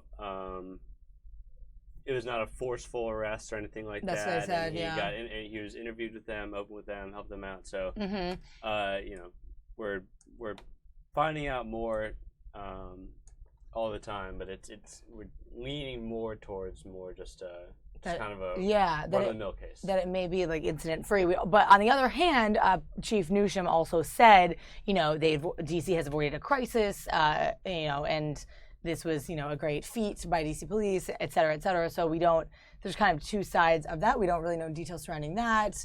Some people have been checking out his Facebook page and getting more information on who this guy is, but we don't know much more than that. So Peter Newsham wasn't super detailed in that explanation. So yeah, so we'll see what becomes of that. And We do have a reporter on that story to follow it throughout the through the evening. So if we have more on that, they'll bring that in our evening newscast. Coming up soon, we have that briefing from NASA. That'll be from NASA headquarters at Kennedy Space Center in Cape Canaveral, Florida. So we're waiting on that. So it's called What's on Board, and it's going to be their science briefing live down there in Florida. And also switching gears, do you guys remember that story recently where the Guardian reporter was pushed, Body slammed by the candidate for Congress in Montana, the special election to replace Ryan Zinke, who was appointed to the Department of the Interior? Well, the museum has a new addition to, I guess, their exhibits, right? Check out this tweet from them. We just saw this from the museum.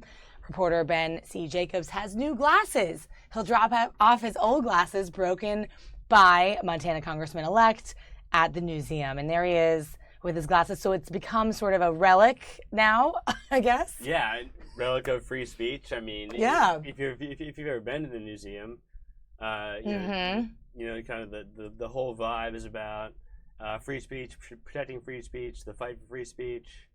And kind of coverage and media and stuff. And, you know, this is just I guess a relic at this point, like you said, of just almost it's perfect like for them. Yeah, almost like a kind of humorous joke. Or not joke, but humorous kind of testament to the events that occurred. Yeah, and if you remember the special election, he won 2 days later after this incident. He apologized. We brought that to you on our show. We had that video for you. And if you haven't been at the museum, you've got to go. It's awesome. It's a DC, thing. So you may not be local, but if you ever get up here, if you guys are watching from elsewhere, and by the way, if you are watching from elsewhere, let us know where you're watching from, because it's kind of cool to pull people in from everywhere.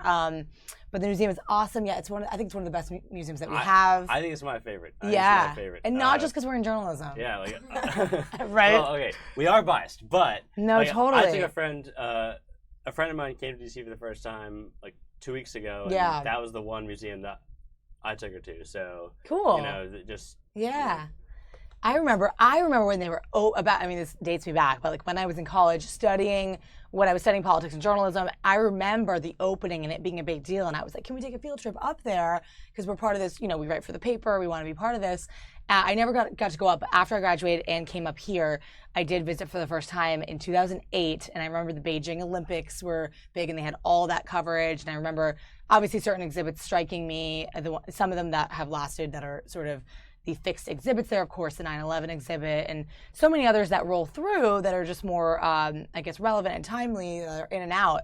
But it's so striking, and it's really beautifully done, and their curators are awesome. I mean, it's just so good. And kind of tying it back into the, we with the whole arrest in front of the Trump hotel thing, we're talking about how it was actually a tip reported to the Pennsylvania police. That then made its way to the DC police, and that's kind of how that whole investigation got started. Yeah. They have a new exhibit recently that I saw where kind of not exactly about more famous criminals, gangsters, the Unabomber, yes, and the kind of the FBI and the CIA and all these departments and police departments and even the general public working together via tips and gathering information really as a whole to kind of work together to catch these guys. And it's there's relevant some stories to that. of people just right. It's like average everyday people basically leading to the arrest of these huge profile criminals. So yeah, that's a great element to bring up because it totally connects to that, to what we were talking about today. Super interesting stuff. Yeah, definitely one of my favorite museums, and they have all the newspapers out front as well, which is cool. I know. Cool. Totally, definitely a museum to celebrate free speech. So we love it. All right, so that was just a recent tweet from the museum. Wanted to bring that to you guys. Coming up on deck is the briefing from NASA that's coming up at 1. It should start shortly. We'll bring you down there live from the Kennedy Space Center, where one of my good friends is there to cover it. Got sent from his people to check it out. So science nerds unite, people that love it. I dig it. I think it'll be really cool to see sort of what's next for them. And earlier we brought you their new information, their demo about the sun probe, the solar probe is what they're calling it. It's their mission to touch the sun, and that will be in summer of 2018. That'll be really cool to follow as they bring more information about what that means. And I guess we brought you some NASA stuff time to time, and I think that some of the coolest stuff is their thought to perhaps try to put man on Mars by 2030. That's been the most exciting stuff, right? That would be awesome. We were chatting about that, and we I think just last week or something we had some video from them. Last week I think they were talking about that, and that's their mission, and it's coming. So definitely some cool stuff out of NASA. New stuff coming out every week, it seems like, from them. Just as technology keeps advancing and we keep getting farther and farther away from Earth, and I know finding out new cool stuff. I mean, yep, totally. All right, guys, it looks like this is starting up, so we're gonna jump down to NASA TV's feed here of their briefing called "What's on Board," and let's bring it to you live. Kennedy Space Center here in Florida to talk about the science that will be launching to the International Space Station. Dragon is just about packed and ready to launch atop of Falcon 9 tomorrow at 5:55 p.m. in the evening. We will have time for a few questions as I bring each of our speakers up today. For those on the phone, you'll press *1 to be entered into the queue. And for those online, please use the hashtag #AskNASA. So here with me first, I will have Dr. Camille Aline with the Program Science Office of the International Space Station Program, and Ken Shields from the Center for the Advancement of Science in Space, otherwise known as CASIS, the organization that manages the National Lab. All right, Camille and Ken, would you like to join us? Yes. And Camille's going to give us an overview of what's happening in the world of science on station, and Ken is going to tell us a little bit about what's going on with CASIS. Thank you, Catherine. Welcome, everybody. We're so excited to have you guys here today, and we're really looking forward to the launch tomorrow. The CRS-11 will launch over 4,500 pounds of research supplies and science investigations, including about 2,000 pounds of unpressurized cargo, 3 science instruments that will be flying in the trunk of Dragon. You'll hear a little bit about that in a few minutes. It also has the capability to return samples for us and return payloads, and it will, in about 30 days, will be returning about 1,500 pounds of that science experiments. All of this research is supporting over 220 investigations currently going on during increment 51, 52 on board the space station. And these experiments really support a number of disciplines, scientific disciplines, including biology and biotechnology. You'd hear about that in the rodent research and fruit fly investigations. We also have the capability to do physical sciences research in the area of combustion, complex fluids, and also material research. We have experiments supporting the earth sciences and space science. We also have some investigations that are developing technologies and advancing those for future space exploration. And then we have a suite of education experiments and activities from students, not just across the US, but across the world, who will be flying things like CUBE satellites, a constellation of CUBE satellites from 6 developing countries. So to date, we have had over 2,000 investigations that have been conducted on board the space station, and about 2,000 researchers, scientists, and students who have done research from 93 countries around the world. We use the space station to advance our scientific knowledge that has a benefit to improving the quality of our lives here on Earth. We also use it as a technology testbed and to do research on the human physiology to further our space exploration goals. We are also using it to develop a marketplace in low Earth orbit for commercial companies. And finally, it is really a great test bed for a blueprint for international cooperation, so that we know how to work and live with other countries as we further our exploration goals. So with that, I will turn it over to Ken, who will talk to you a little bit about the U.S. National Lab that's managed by the Center for the Advancement of Science in Space. That's great, Camille, and thank you. And you could hear from Camille's briefing all the great things that we're doing on Space Station through NASA and the International Partnership. I'm from CASIS, the Center for the Advancement of Science in Space, and we are the nonprofit non-governmental organization that manages the U.S. National Laboratory on board station. Now, what does that mean exactly? Well, we are the sponsor or the gateway or the front door for non-NASA related uses. So our mission is not to necessarily fly things on the space station to further our exploration objectives or to go to the moon or to visit an asteroid, but we're trying to sponsor research on station that will have a direct benefit to life here on Earth.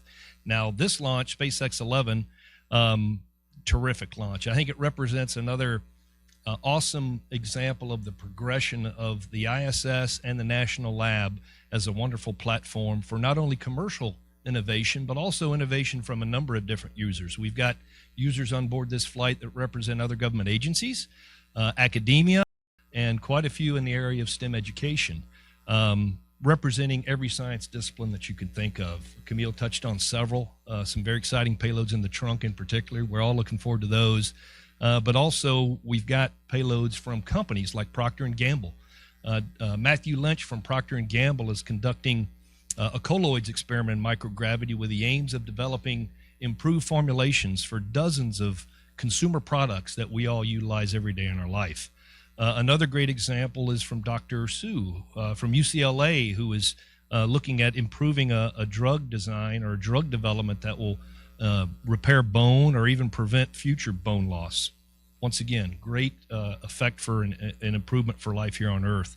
And lastly, we have an investigator, Dr. Kovalevsky from Oak Ridge National Laboratory, who is doing a protein crystallization experiment aimed at increasing his understanding of an enzyme that is associated with the antidotes that we design and build to fight venom and chemicals that attack our nervous system. Once again, very important and effective impact for life here on Earth.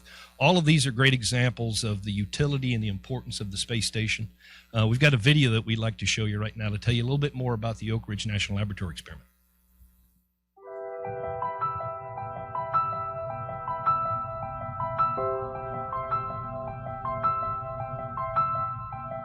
Hundreds of thousands of people die in the world every year from organophosphate poisoning.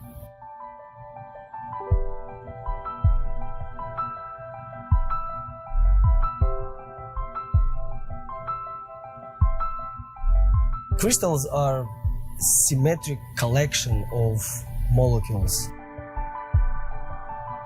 So every next molecule in the crystal sits in exactly the same orientation and in the correct symmetry. It's ordered. By growing crystals on the space station, we hope to grow better, more uniform crystals that we cannot grow on Earth.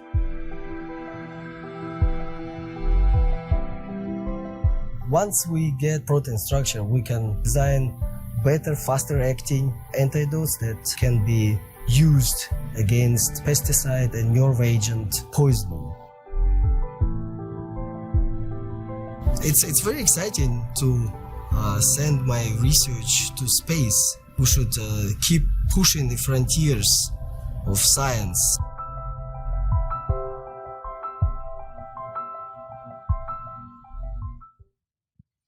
So yeah, just to wrap that up, as you can see, very important work here.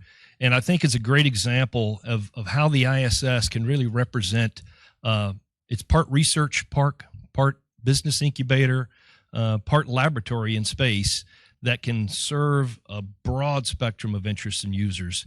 It is of extreme value to us here in the United States, and I think it underscores the importance of what we're looking to do next with future commercial space stations and how we're going to continue to develop this economy in low Earth orbit that Camille alluded to. And that's all. Look forward to questions later on. Thank you. We'll take questions from folks here in the room. If there's any questions about the general science that Ken and Camille talked about before we get into our additional speakers. The crystals, they said that it was going to be used to protect against pesticides and other chemicals. What does he mean by that? Is it going to be in some sort of filter system or the spacesuit? What exactly are they going to be doing? What Dr. Kowaleski is really looking at is he's looking at the proteins that actually are the construct or the basis of the enzyme that's associated with the antidotes that we designed to fight some of these toxins that might attack our nervous system. So from an experimental standpoint, it is a very basic research experiment. He's going to grow these crystals in space because in space, we have a very quiescent environment. We don't have a lot of surface tension. It's just a very, very nice place to grow very large and well-defined crystals. Those will be brought to the ground, taken to Oak Ridge National Laboratory for neutron diffraction, and then they're going to use the geometry. They're going to try to solve some geometry to better design more effective antidotes. So like a serum that would go into your arm? It could be a serum. Yes, it could be a serum. It could be a pill. I'm not sure what the delivery mechanism is, but it's the basic building block for what that antidote is, what that drug is. We've got a question back here. So I see that there are a lot of private companies that are putting in investments for experiments they'd like to have carried out on the space station. I was wondering if there's a lot of companies expressing interest in that right now, or is it more of a novice thing that these companies that were mentioned there are groundbreaking and there's more to follow? There are a number of companies. There will be more to follow. To say there's a lot, that's very subjective. I can tell you when we started back in 2012, and we assumed managed the lab with increment 37, there weren't a lot of people with awareness, particularly in the private sector, of what the opportunities were to use the International Space Station. That's what we've been doing now for the past several years, and we can see a very steady progression and a serious ramp up from the commercial sector. And what's important, and I think what's very interesting, not only from a user or demand side, but also from the supply side, we're seeing a lot of companies wanting to put commercial facilities on station to host experiments. You're going to see a presentation by one of the companies later today. Got another question over here. It was mentioned that there are several schools from around the world that are sending up research. I just wanted to know more about the process that led to your decisions about, which ones went up and what some of those experiments might be, if you guys are aware. So the space station is an international partnership, right, between the US, Japan, Canada, Russia, and Europe. And so each of those partners have their own national goals, and they select the research to support those national goals. So the CUBE satellites I talked about is being led by JAXA, and they have a program called the BIRDS Project that they are collaborating with in developing countries to help developing countries get access to space by developing CUBE satellites. From the US perspective, we have a bunch of sponsors that actually select their own research. CASIS is one of those for the US National Lab. Across NASA, we also have like the Science Mission Directorate and the Space, Life, and Physical Science Office, and then the Space Technology Mission Directorate that actually select their research in those areas to fly. So that's how it's prioritized. The other countries that are sending CubeSats up tomorrow? Oh, so this BIRD project is a collaboration between students from Japan, Nigeria, Ghana, Mongolia, Bangladesh, and Thailand. So it's six developing countries flying 5 CUBE satellites. You're welcome. Got one question in the back here. So you mentioned that the ISS is the private contractors and such are ramping up, and they want to put experiments onto the space station. How do we see that moving if it's ramping up? Is that going to increase the life of the station? Because as of now, there's only so many years left. So let's hope that it stays like as a viable option. Is that something that this helps with, kind of keeping the station alive longer? That's a great question. I think it does, but I'm probably not the best equipped to answer that question, and I'm biased. I think we need it until 2050, but that's probably not a reality. I definitely think that this space station, this International Space Station, is laying the groundwork and the foundation for the space stations that will come after it. It's my own opinion that, yes, we're seeing a very nice progression of demand and utility and usefulness that I think will, in fact, bring about other space stations. Camille may have further comments. Yeah, so we have appropriated use of the space station to 2024. That's what Congress said.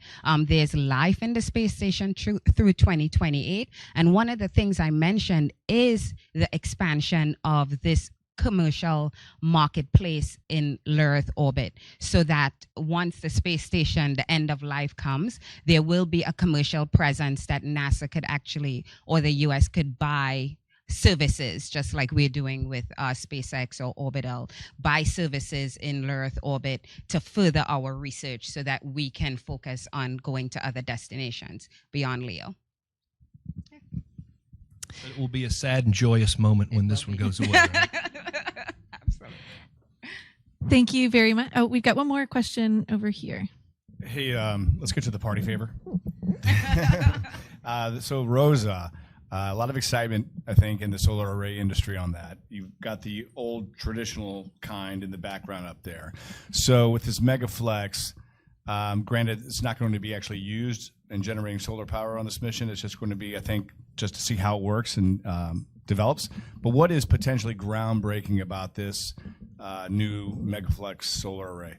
Well, hold that question, because we do have the Rosa PI that will be making a presentation, so you will get everything never mind about that. All right. Thank you, Camille and Ken. Thank you. Next, I'd like to welcome Dr. Keith Gendreau and Dr. Jason Mitchell. They're going to tell us about some hardware going up in the trunk of Dragon that will look at the physics of the densest objects in the universe and may pave the way for a future GPS-like system for deep space. Hi, can I have the wide shot? So NICER stands for the Neutron Star Interior Composition Explorer. It's a mission of opportunity that was selected as part of NASA's Science Mission Directorate Explorer program. It's going to be the first space mission that's dedicated to the study of neutron stars, which are really fantastic objects that were discovered 50 years ago this fall. A neutron star starts its life as a star like our sun, but maybe 10 to 20 times bigger. And it burns through its nuclear fuel. When it finishes burning its nuclear fuel, the star explodes in a supernova explosion. The core of that original star collapses into a small, dense object that's about the size of a city. So if you could please show the neutron star video. This object is about the size of a city, maybe 20 kilometers across, yet it contains the mass of up to 2 suns. It is the densest matter that we know in the universe, and if that original star was a little bit more massive, then the result of that supernova explosion would have been the production of a black hole. Now, what NICER is going to do, among many things, one of the more important science objectives of NICER is to measure accurately, 5% accuracy, the radius of a neutron star. This is an order of magnitude improvement compared to our state-of-the-art knowledge right now. And we're going to be doing this through a number of techniques, but one of the more interesting techniques that we're going to be using is light curve modeling. So in light curve modeling, what we depend on is Einstein's theory of general relativity. And Einstein's theory of general relativity says a lot of things that are really unusual to our regular life here. One of the things that it talks about is how matter affects the local space-time around it, and that rays of light will actually deflect a little bit as they're felt by the gravity pull of the matter. And for the matter that we're used to here on the Earth, which is very low density, we don't really see light bending. But if you take something like a neutron star, where the densities are really huge, you imagine something like Mount Everest squeezed into a sugar cube, then the gravitational light bending is a very strong effect. And so if you could bring up the hotspot video, please, I'll give you an idea of how we're going to use this. So in this video, you see 2 stars that have the same mass and radius. In the star to the left, you see a hotspot that's rotating in and out of our field of view. When the hotspot is near us, it's bright. And so when it goes around to the other side, it disappears. And so the pulse goes from a very high brightness to 0 brightness. The image to the right, we've actually turned on strong gravity bending. And what that allows you to do is look at the far side of the neutron star. So as that spot goes around, you actually see light coming from the backside of the neutron star. This affects our light curves so that you get a very subtle but measurable change in the shape of the light curve. And so in order to do this, to make this measurement, we have to make an instrument which has enough sensitivity to give us high statistics of the shape of this light curve. And so Jason Mitchell is going to show you a little model of our instrument right now. It's in a stowed configuration like you see. This dimension here is about 1.2 meters. We have some launch locks that are there to allow us to survive the launch on the Falcon 9 rocket and go all the way to the space station. When we get to the space station, we're going to be robotically installed and put onto the top of space station at ELC, Express Logistics Carrier Site 2. At that point, we're going to release our launch locks, and the instrument will unfold, giving us eventually a view of the sky. So if I can have the turntable video come up, please. What you see in this turntable video is that we have an additional 2-axis gimbal that allows the major instrument to have a very clear view of the sky. The major part of this instrument is this big box structure. It's got a collection of X-ray telescopes. This is one of these X-ray telescopes. This is made at Goddard Space Flight Center.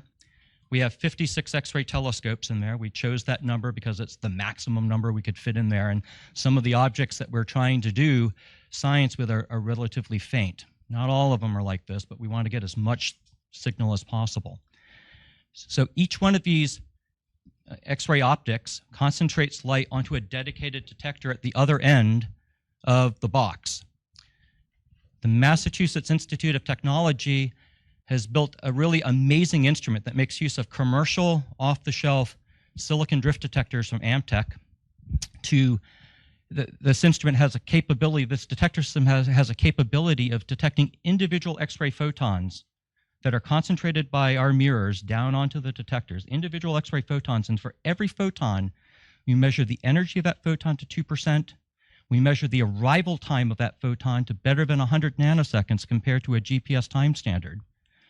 And we can do this throughout our mission. So over an 18-month mission, we can time coherently add photons collected at the beginning to the end to make these very statistically significant light curves that will allow us to do the light curve modeling, among other things. Now, this system has to point very well because to collect our signal, we have to look at the stars. So as the space station goes around the Earth, it's constantly tumbling to maintain a zenith direction and a nadir direction for Earth science and space science. So we have to compensate for that. So we built, I think, perhaps the most sophisticated pointing system for astrophysics on space station. This box weighs about 400 pounds, and we're going to point this at the arc-minute level as these stars rise. And to do this, we have an international team that's helped us build this. So we start with the Denmark Technical University, DTU, provided a star tracker to us, which tells us where the instrument is looking at any time. That data is sent to flight software made by Goddard Space Flight Center, running on a computer made by Moog, a big producer of spaceflight hardware. This flight software instructs our gimbals to actually adjust their position so that we can keep lock at the arc-minute level on these stars. Every ISS orbit, about 90-ish minutes, we're going to be looking at between 2 and 4 objects, and we're going to do this nearly continuously through our 18-month mission on space station, hopefully longer. We worked very closely with the International Space Station Program Office. We had tremendous support from Johnson Space Flight Center, Marshall Space Flight Center, folks here at Kennedy to design an instrument that makes full use of the resources available to do our science. We're getting the most science we can get thanks to the help from these folks. This instrument that we've produced has order of magnitude improvements in energy resolution, time resolution, and sensitivity compared to the last major X-ray timing mission that's flown, which produced nearly 3,000 peer-reviewed papers in its life. So I'm expecting this to be a major paper producer of science on the International Space Station. And we have a team of scientists from a number of universities, NASA field centers, national labs across the country and the world that are working to make this possible. Now, the other partnership that's particularly exciting about NICER is it's a partnership between the Science Mission Directorate at NASA headquarters and the Space Technology Mission Directorate at headquarters. We're going to look at a subset of pulsars in the sky called millisecond pulsars. These millisecond pulsars, some of these millisecond pulsars, the pulses that we see are so regular, they remind us of atomic clocks. The ticks come extremely regularly. And you find atomic clocks as the basis of the global positioning system, which allows you to navigate to this place using your GPS receiver. The cool thing about this technology demo that we're going to try to do with NICER is that neutron stars are distributed around the galaxy. And so we can actually build a system that allows us to navigate from low Earth orbit into the solar system. And this is Jason Mitchell, who is the lead for the Pulsar navigation, and he's going to tell you a little bit of that experiment. Thank you, Keith. Could I have the navigation video? So the name of the technology demonstration that will be part of NICER is called Sextant, Station Explorer for X-ray Timing and Navigation Technology. So I think you'll see that pulsars from their initial discovery were immediately recognized for their utility in navigation. If you're familiar with the plaques that accompanied the Pioneer and Voyager missions, you'll know that there's a graphic there indicating the location of Earth with respect to pulsars distributed throughout the galaxy. And so our ultimate goal with Sextant is, I'm glad Keith defined GPS, so I can just use the acronym. Everyone's familiar with GPS, but our goal is to turn the G in GPS into galactic, make it a galactic positioning system. The initial steps with this technology demonstration for Sextant is on ISS using NICER's real-time science feed on board with a software augmentation to try and maintain, using only those observations, the position knowledge of NICER to better than 10 kilometers. That's a small step in proving compared to GPS, but it's a giant step for using only pulsar measurements, and that will help us get into deep space and possibly even into the deeper solar system. The partnership between the Space Technology Mission Directorate and the Science Mission Directorate has allowed us to participate in a science-tuned instrument. So the scalar design that Keith mentioned for these 56 individual telescopes, this is perfect for us because the ISS environment is challenging from a navigation perspective because ISS is moving around very fast. So we would like, from a deep space navigation perspective, to stare at these pulsars for a very long time to maintain very, very good accuracy. For deep space, potentially we'd like to see hundreds of meters of accuracy over the long run. So this science-tuned instrument allows us to think about shrinking down to a more realistic size instrument where instead of 56 detectors for this large collecting area for us to be successful in the ISS orbit, we can scale down to 1, 2, 3 and see the performance. And I think to kind of wrap it up and stay on schedule, the scaling and the partnerships, especially specifically for ISS, gives us the ability to do cutting-edge science and develop the techniques for navigation that will carry us perhaps out of the solar system. With that, I'll open it up for... All right, so let's take some questions here in the room. Again, for those on the phone, you can press *1 and use the hashtag online, Ask NASA. We've got a question right over here. So I'm very interested in the navigation aspects. In the future, when you've refined everything, would this be something where the ship that was navigating would be communicating back to an array like this, or would they be carrying something on their ship that was a descendant of this and using the pulsars directly for navigation? I realize this is way out in the science fiction world, but I'm curious what you're thinking. Ultimately, the goal would be for this to be something that would be carried with the vehicle, with the vessel. So that you can think about it as being able to maintain your navigation solution autonomously, independent of any communication. But of course, you would be communicating back to some location that you would hopefully have a well-surveyed location. You don't want to be off on your own for too long. But yes, it would be autonomous navigation on board. Other questions? Got one right here. Just a second, we'll bring a mic over to you.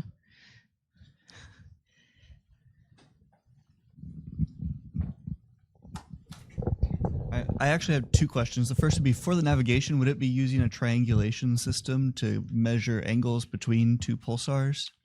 It would be more like trilateration. You would think about, as Keith pointed out, these light curves. We're looking to reconstruct those pulses. We have models. So we look at those models about where we think the pulse should have been when we construct it compared to what we actually constructed. So that kind of becomes a line of sight measurement Did it arrive a little early or a little late? And then that's what we use to form the fundamental measurement to take the navigation. And that's the challenge, because then that processing is serial, because you look for a long time at a pulsar, get a measurement, then you look at another pulsar and get a measurement. Okay. The second question was, when we're talking about like long exposures, I'm picturing it almost, like a camera being pointed at a pulsar. How long is an exposure that we're taking for one pulsar? So on any given orbit of the ISS, we have maybe a couple thousand seconds that we can look at any particular object because the Earth gets in the way. But like I said, every photon is time tagged absolutely, and so that we can build up a lot of little exposures to have the megasecond exposures that we need to do our science. And we've got one right over here behind you. Are you guys working with commercial partners on this? I mean, is there any tech transfer capability so that once the lab has had its use for it in space, people could use this technology here and on Earth? So there have been a number of companies that have helped develop some of this technology over time, and there is a commercial interest in making this available. Our interest is in building an instrument to do the science and demonstrate the capability and then pass it on for commercialization. All right, thank you very much. Also heading up in the unpressurized trunk of Dragon with NICER is a project to test a concept for solar arrays that unroll like a tape measure. And here to tell us a bit more about that is Dr. Jeremy Bannock. Thank you.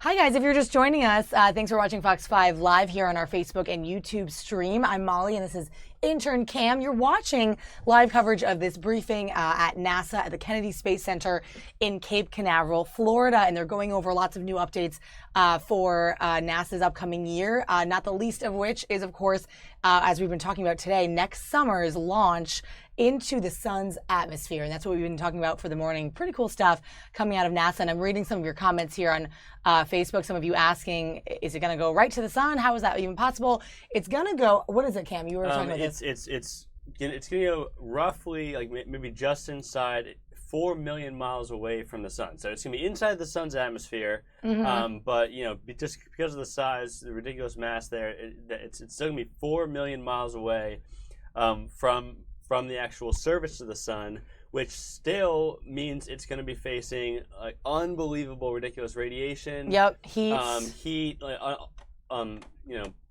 Radiation and heat unlike any probe has ever faced before. So Yeah. This is still completely uncharted territory as far as NASA goes, as far as the probe goes, and as far as scientific research goes. So And NASA's saying this mission is going to answer decades-old questions about the physics of how stars work, and it's sort of like humans' first mission to a star is what they're saying, and it's super cool because it's the sun, which is wild. And as much as we think we know about stars now, and I thought we pretty much had them figured out, just from high school physics, but apparently we've still got so much more to learn about exactly how they work and about the inner workings there, and things that the scientific community can use for decades going forward. Yeah, definitely. And this is, so like we said, this is the agency's first mission to the sun is what they're calling it. And they made their announcement live on NASA TV early this morning. And now you're watching this sort of early afternoon briefing. Lots of scientists there, journalists there, obviously getting this information in, but they're giving us just new information, new tools that they're using, lots of scientific terminology, of course. I'm trying to get some of your questions here from Facebook and YouTube. If you're watching, feel free to comment below and engage with us. I know there's some questions I can answer, some I can't, but we're just kind of chatting about it and just how really cool this is, and whether you're a science nerd or interested in this at all or not, I think it still proves to be interesting. We get a lot of NASA updates and NASA TV stuff, so we try to bring it live to you on our show here. So don't forget to comment along with us and join us along for this briefing. Yeah, I mean, one of the things about NASA is that, even the kind of mundane day-to-day things, you're still talking about, ridiculous gravitational force and going to space, and the mundane is extraordinary in many ways. So, you know, this Totally. update, a lot of which, you know, there's been some scientific terms thrown around and some of the concepts, like, you know, even we don't really understand. Just the as much as you can grasp, it's really just incredible frontline scientific type stuff. Totally. That's such a good way to put it. And I know we heard a couple weeks ago, even we brought this to you guys live as well. The mission to put a human on Mars is hopefully coming along. They say they want to do it by 2030. So they're doing a lot of stuff sort of behind the scenes that we never even see. And we get sort of updates here and there about the progress on that. But that's also another really interesting mission, I think. Yeah, I mean, you know, just you're always getting further and further away from Earth and into new uncharted territory, you know, so it's cool things coming out weekly, it seems. I know, weekly, daily. So we're going to kind of stay here on this briefing, let you listen into some of these questions. A lot of cool, looks like they're looking at something that I don't know what that is, but we can check into it. We'll bring up the volume back again, but don't forget to comment below. You can join us also on YouTube for Fox 5 Live as well. We're also on that platform right now. So we'll bring you back full screen here at NASA. This is live from NASA headquarters, Kennedy Space Center in Cape Canaveral. It is primarily a power generating array. So we also want to measure the power production performance of this wing. And we're only populating it with about 10% fill factor of cells, which is about 300 watts. A full array of this size would be about 3 kilowatts of power. So we just want to make sure that those cells have survived launch, which can be on the order of 50 times greater than the accelerations on Earth, pretty violent. So that's our science objectives. As far as the on-orbit operations go, we will be removed from the Dragon trunk approximately 9 days after docking. After being removed, the ground-based robotic arm operators will position Rosa away from station. We will command deployment after having checked out our initial flight computers. Like I said, deployment will take about 4 minutes. During deployment, station cameras will be watching the wing. We'll be looking for any unexpected movements and motions. We expect it to be a smooth, linear, slow deployment. We'll be watching with station cameras anyway. So after deployment, we will begin our dynamics experiments. And those dynamics experiments will be actuated by oscillating the base of the Rosa payload. So if you could bring up the stowed wing view.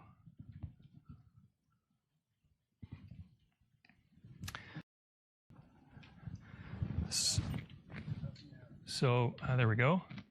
So at the base of that wing is a motor that oscillates the base back and forth at a specific frequency.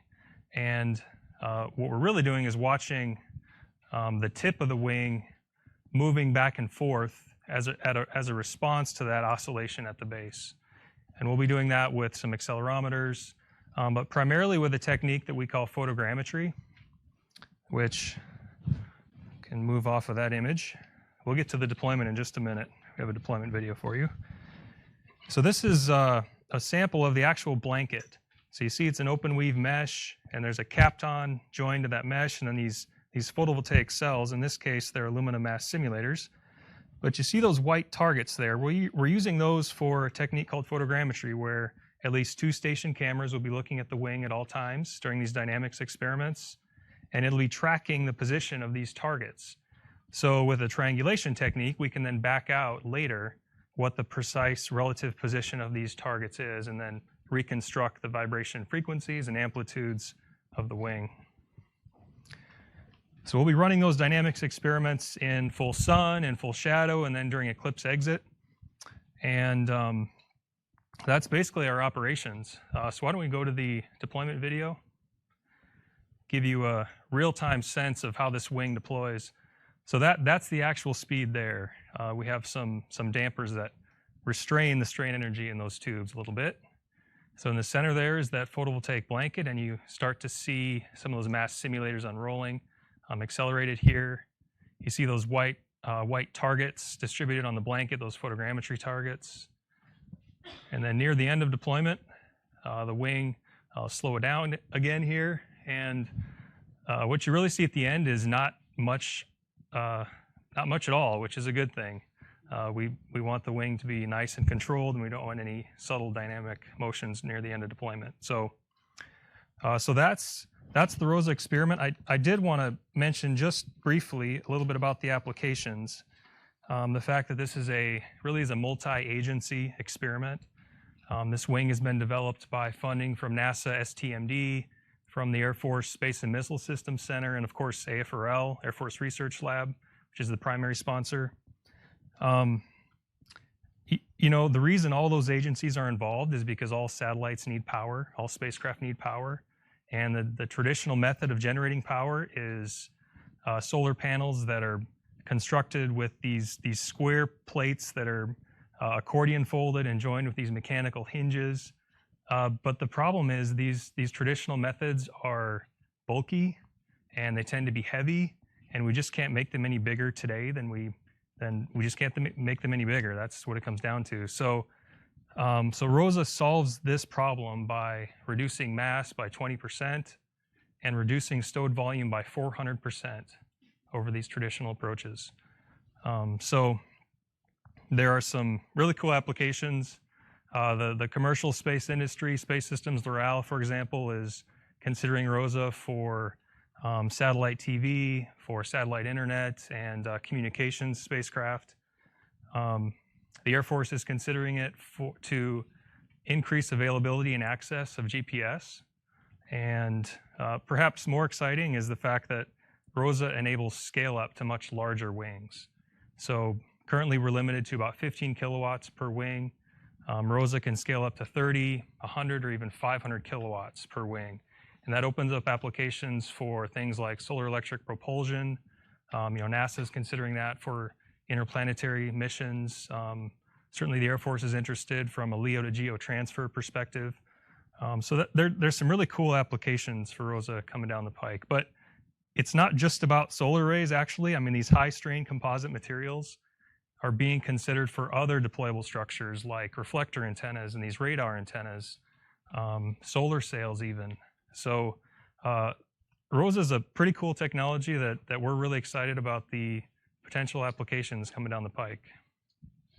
And I believe you have an image to show where it is on station. Yes, thank you. So this is a position of Rosa on station. And if we go to the next image, you can see two of the cameras that are pointing at the wing. So this is for the deployment and for the photogrammetry data measurements that I mentioned. So we'll just be hanging out. All right. And I know we have at least one question. Do you still have a question? That was it. Okay. You got it answered. All Okay. right. We've got one question over here. So I'm curious, since obviously you only have the smaller models here, with the one that's actually going to be going to the space station, what is the width of the wing when it's fully rolled out? 5.5 feet. That's the width is 5.5 feet. Oh, I guess I meant to say the thickness. The thickness of the wing. So the blanket itself, this is representative here. It's really only just a few millimeters thick. Even on the space station. On station, one, it's gonna. Yes, that's right. It's a flexible blanket that has to be stiffened by tension mechanics, which is why you need the booms. Thank you. All right. Another one right there. So that's a beautiful design. I am curious because engineers always plan for things that fail, and part of what you're looking at is the things that can go wrong. Mm-hmm. What are the problems that you're kind of anticipating and bracing for? It's a very good question. So I'm very careful to explain this as an experiment, not a demonstration. Those are very different. In an experiment, we anticipate the unanticipatable. So we instrument the heck out of the thing so that we can capture any behavior that we may not even expect. So the dynamics is a big question mark. How does the fundamental frequency change when we move from testing on the ground to testing on orbit? And even testing in full sun versus full shadow. Where is that center frequency going to be? It's going to take some time for us to oscillate the wing at just the right frequency so that we can excite it and capture that frequency and that dynamics behavior. So that's probably one of the biggest uncertainties now that we really hope to learn. Thank you. All right. We've got one up here. So you had mentioned that this new design is able to do it longer and larger, and you said that the old traditional wasn't able to do that. What makes it so different? Is it just the size of the vehicle? And if it is, why not just make the vehicle bigger so you can fit more and more solar panels? Sure. So there's two issues: mass and volume. Volume is the bigger limiter here, and if you notice, the stowed form factor of this is short, but it is long. With a rigid panel array, they're long and wide, and they're also thick. So you're really limited by the surface area of the bus that you're mounting it to, and you can only stack so many panels up before you run into the volume limitations of your launch vehicle fairing. And you know, even adding additional wings on either side, there's been demonstrated challenges, on-orbit challenges with trying to deploy the wing in a complex way using these simple mechanisms.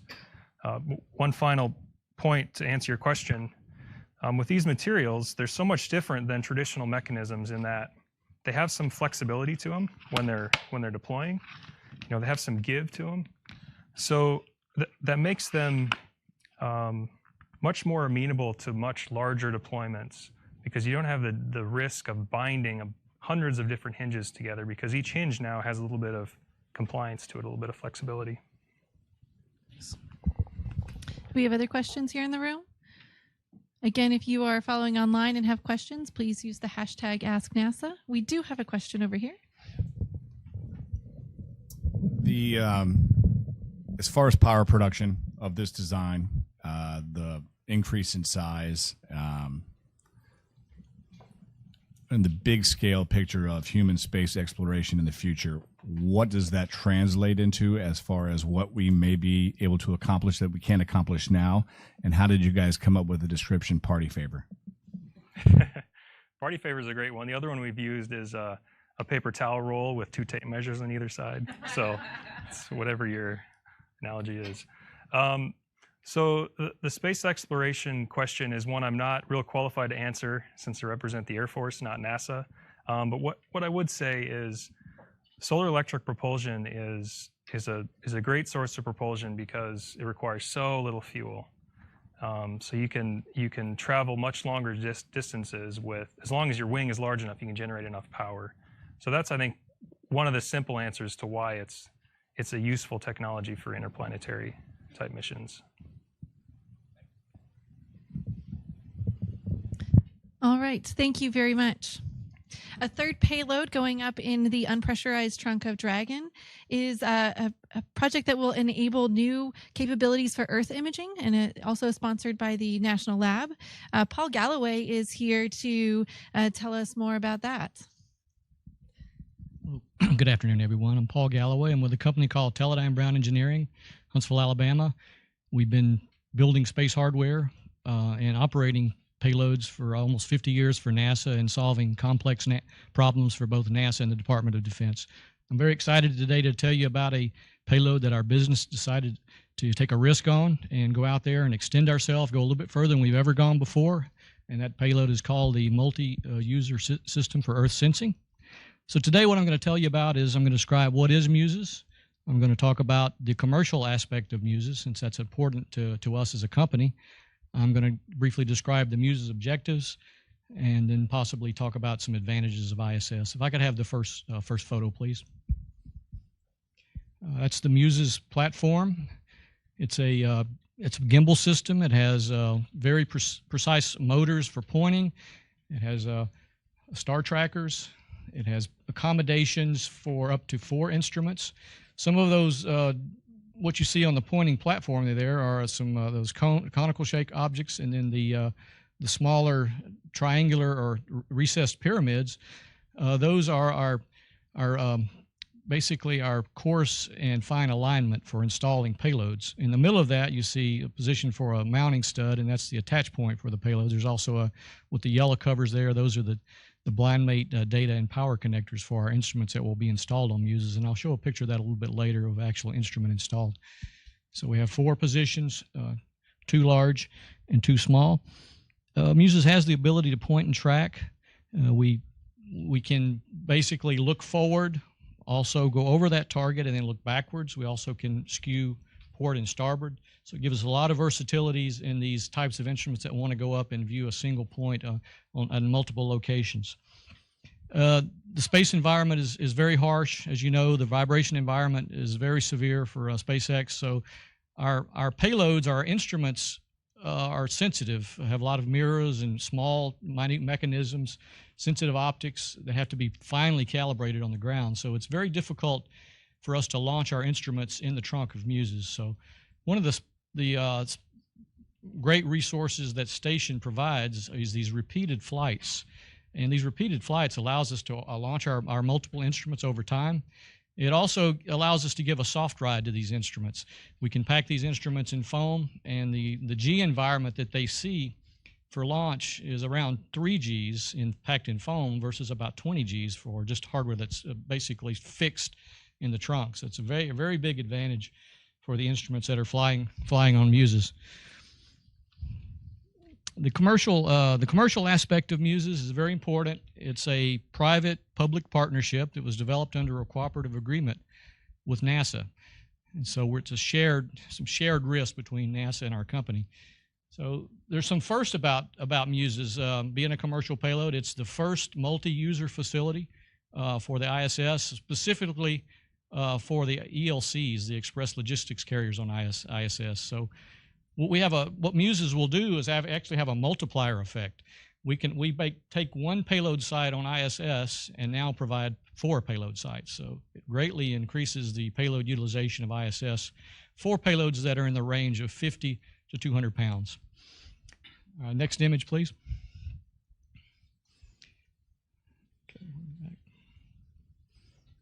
Okay. The left side of that image shows our 4 payload accommodation sites. What we do is we provide some very generic resources for these payloads, things that you would use in your home or office almost. We have 28-volt power for the electrical power for these instruments.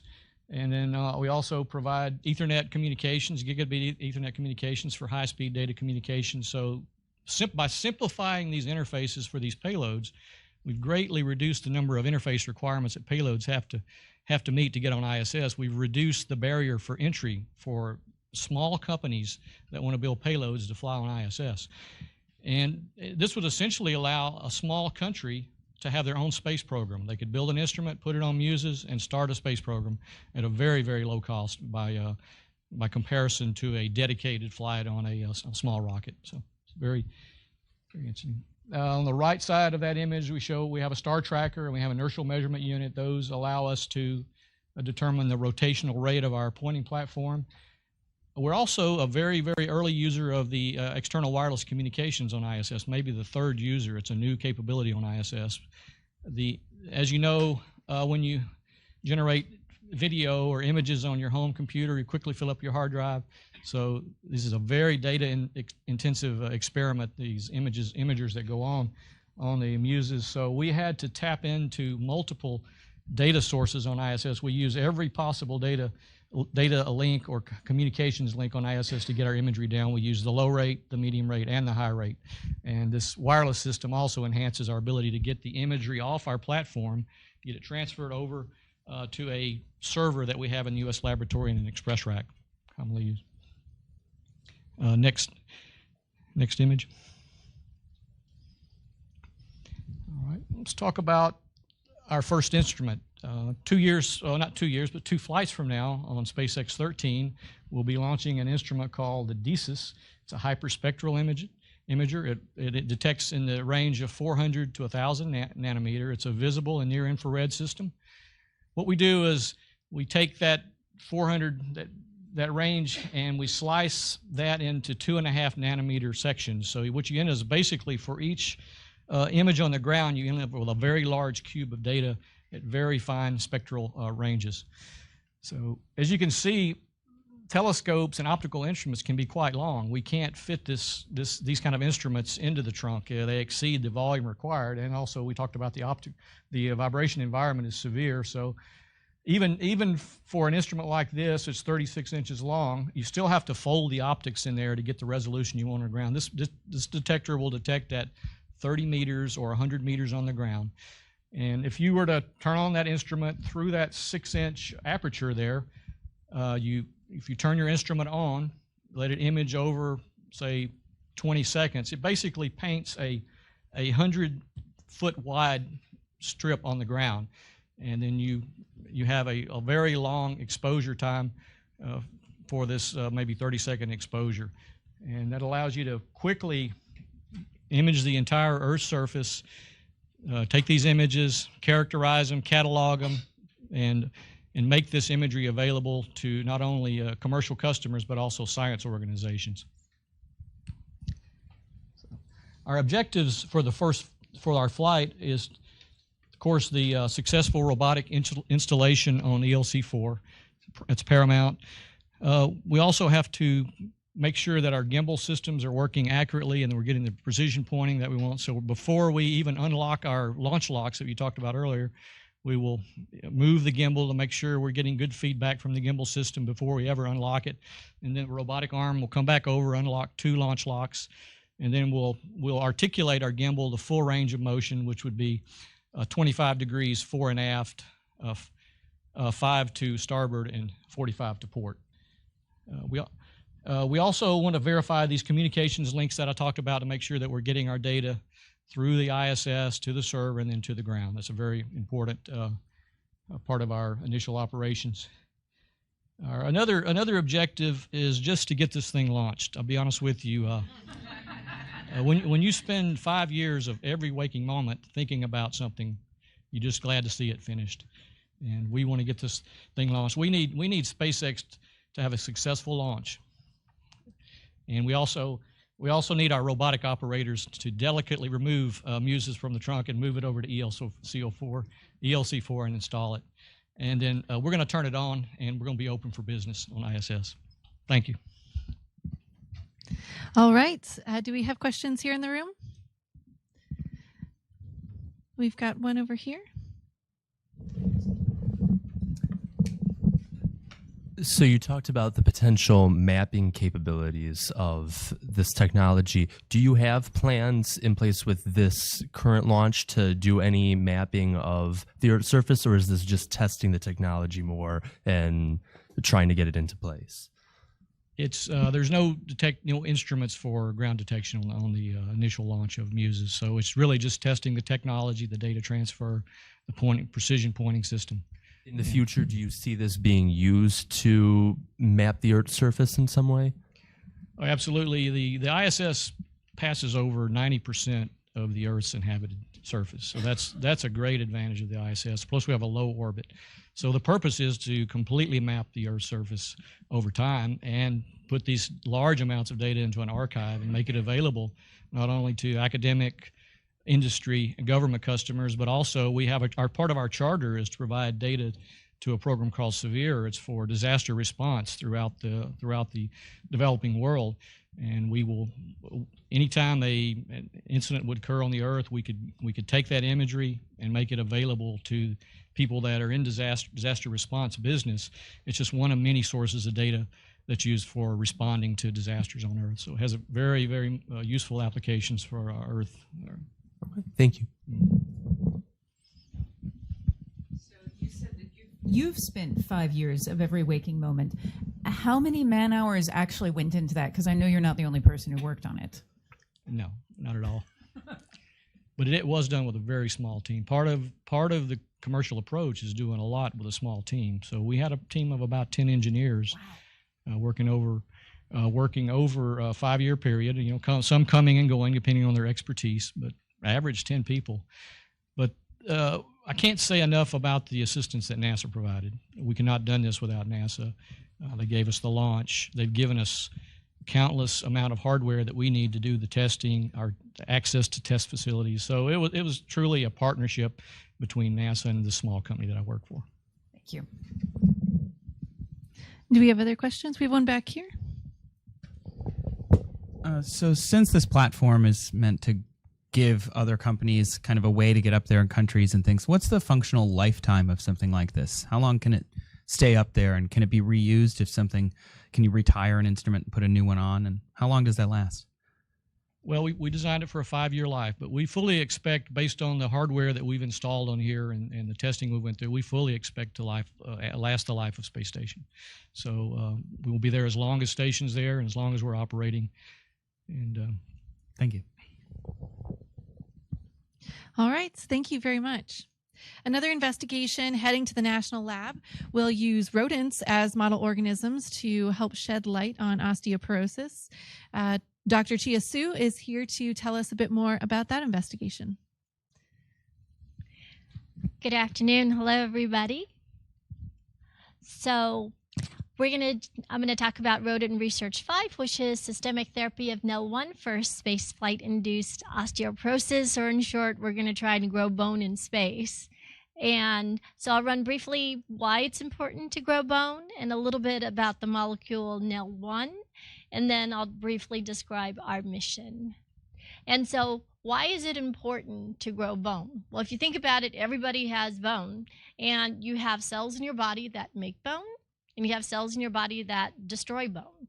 And if you have an imbalance of the two, you get overall bone destruction and loss of bone mass or bone mineral density, and then you can get osteoporosis and osteoporotic fractures, which is a huge problem on Earth and potentially even bigger problem in microgravity conditions. Just on Earth alone, past the age of 50, 1 out of every 2 to 3 women is going to develop an osteoporotic fracture. And 1 out of every 4 to 5 men will develop an osteoporotic fracture. So it's a huge, huge issue. And on average, after age 50 on Earth, you tend to lose about 0.5% of your bone mass per year. So 0.5% per year. But in space, in microgravity conditions, the astronauts can lose up to 1 to 2%, or on average 1.5% per month. So you can imagine the implications for long-term space travel, our mission to Mars.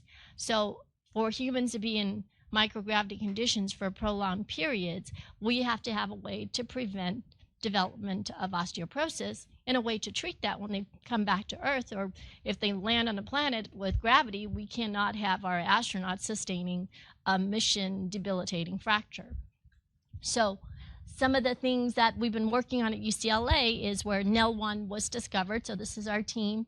It was discovered by Dr. Kang Ting, looking at craniosynostosis patients. So this is a condition where in little babies, they're born with abnormal bone in their skull that formed there prematurely. So probably those of you who held a baby, you know the head feels kind of soft. And that's because the bone plates haven't fused yet to give the brain room to grow. So certain babies are born with those bone plates fused in a condition called craniosynostosis. And that's also in and of itself a big problem because the brain does not have enough room to grow. So what Dr. Ting at the time at UCLA was trying to answer the question, what was All right, guys, once again, if you're watching on Facebook, thanks for joining us here for this NASA briefing. This all started at about 1 p.m., and we heard from them about their updates sort of for the upcoming year, and of course for the special mission to the sun's atmosphere that will launch next summer in 2018. That's the coolest stuff. We've been kind of tracking that for the morning. Cam? Yeah, I mean, some of that was a bit jargony, a bit advanced, but you know, yeah. cool scientific stuff coming out all corners of the U.S. and of the world, really, at this point. Yeah, so anyway, thanks again for watching this feed. We're going to bring you back to just a shot of the White House here on Facebook. You can come over to YouTube and join us for Fox 5 Live daily from 11 a.m. into the afternoon. We'll be over there, so join us there throughout the week. All right, guys.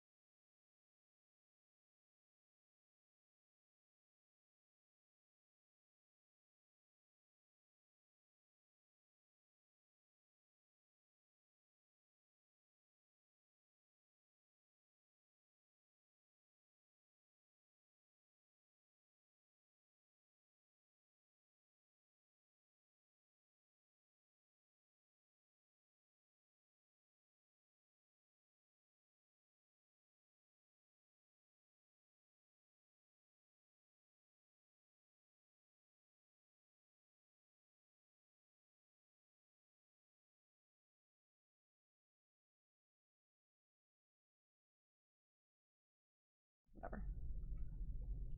All right, guys, back to us in the digital newsroom. We're going to roll out the show in just a second. It's just past 2. But first, a really interesting story coming out of the Pentagon today, right, Cam? Or this all happened yesterday? I think it actually happened yesterday, but the video wasn't actually released until today. We'll show and you all this. this is happening kind of in response to, if you remember last week, North Korea did some new testing on short-range ballistic missiles. And there was... President Trump and South Korea and Japan, China kind of had a response to that.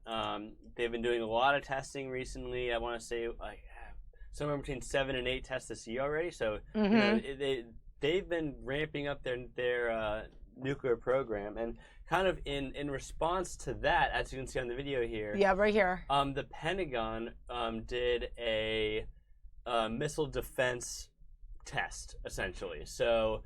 The first clip you saw there was the fake ICBM, which stands for Intercontinental Ballistic Missile, that we launched from somewhere off the in the Pacific, and then that second launch was the actual defense missile, and then that there was the collision and the explosion. So that crazy. That explosion happened over the Pacific. North of Hawaii, so in a very relatively safe area.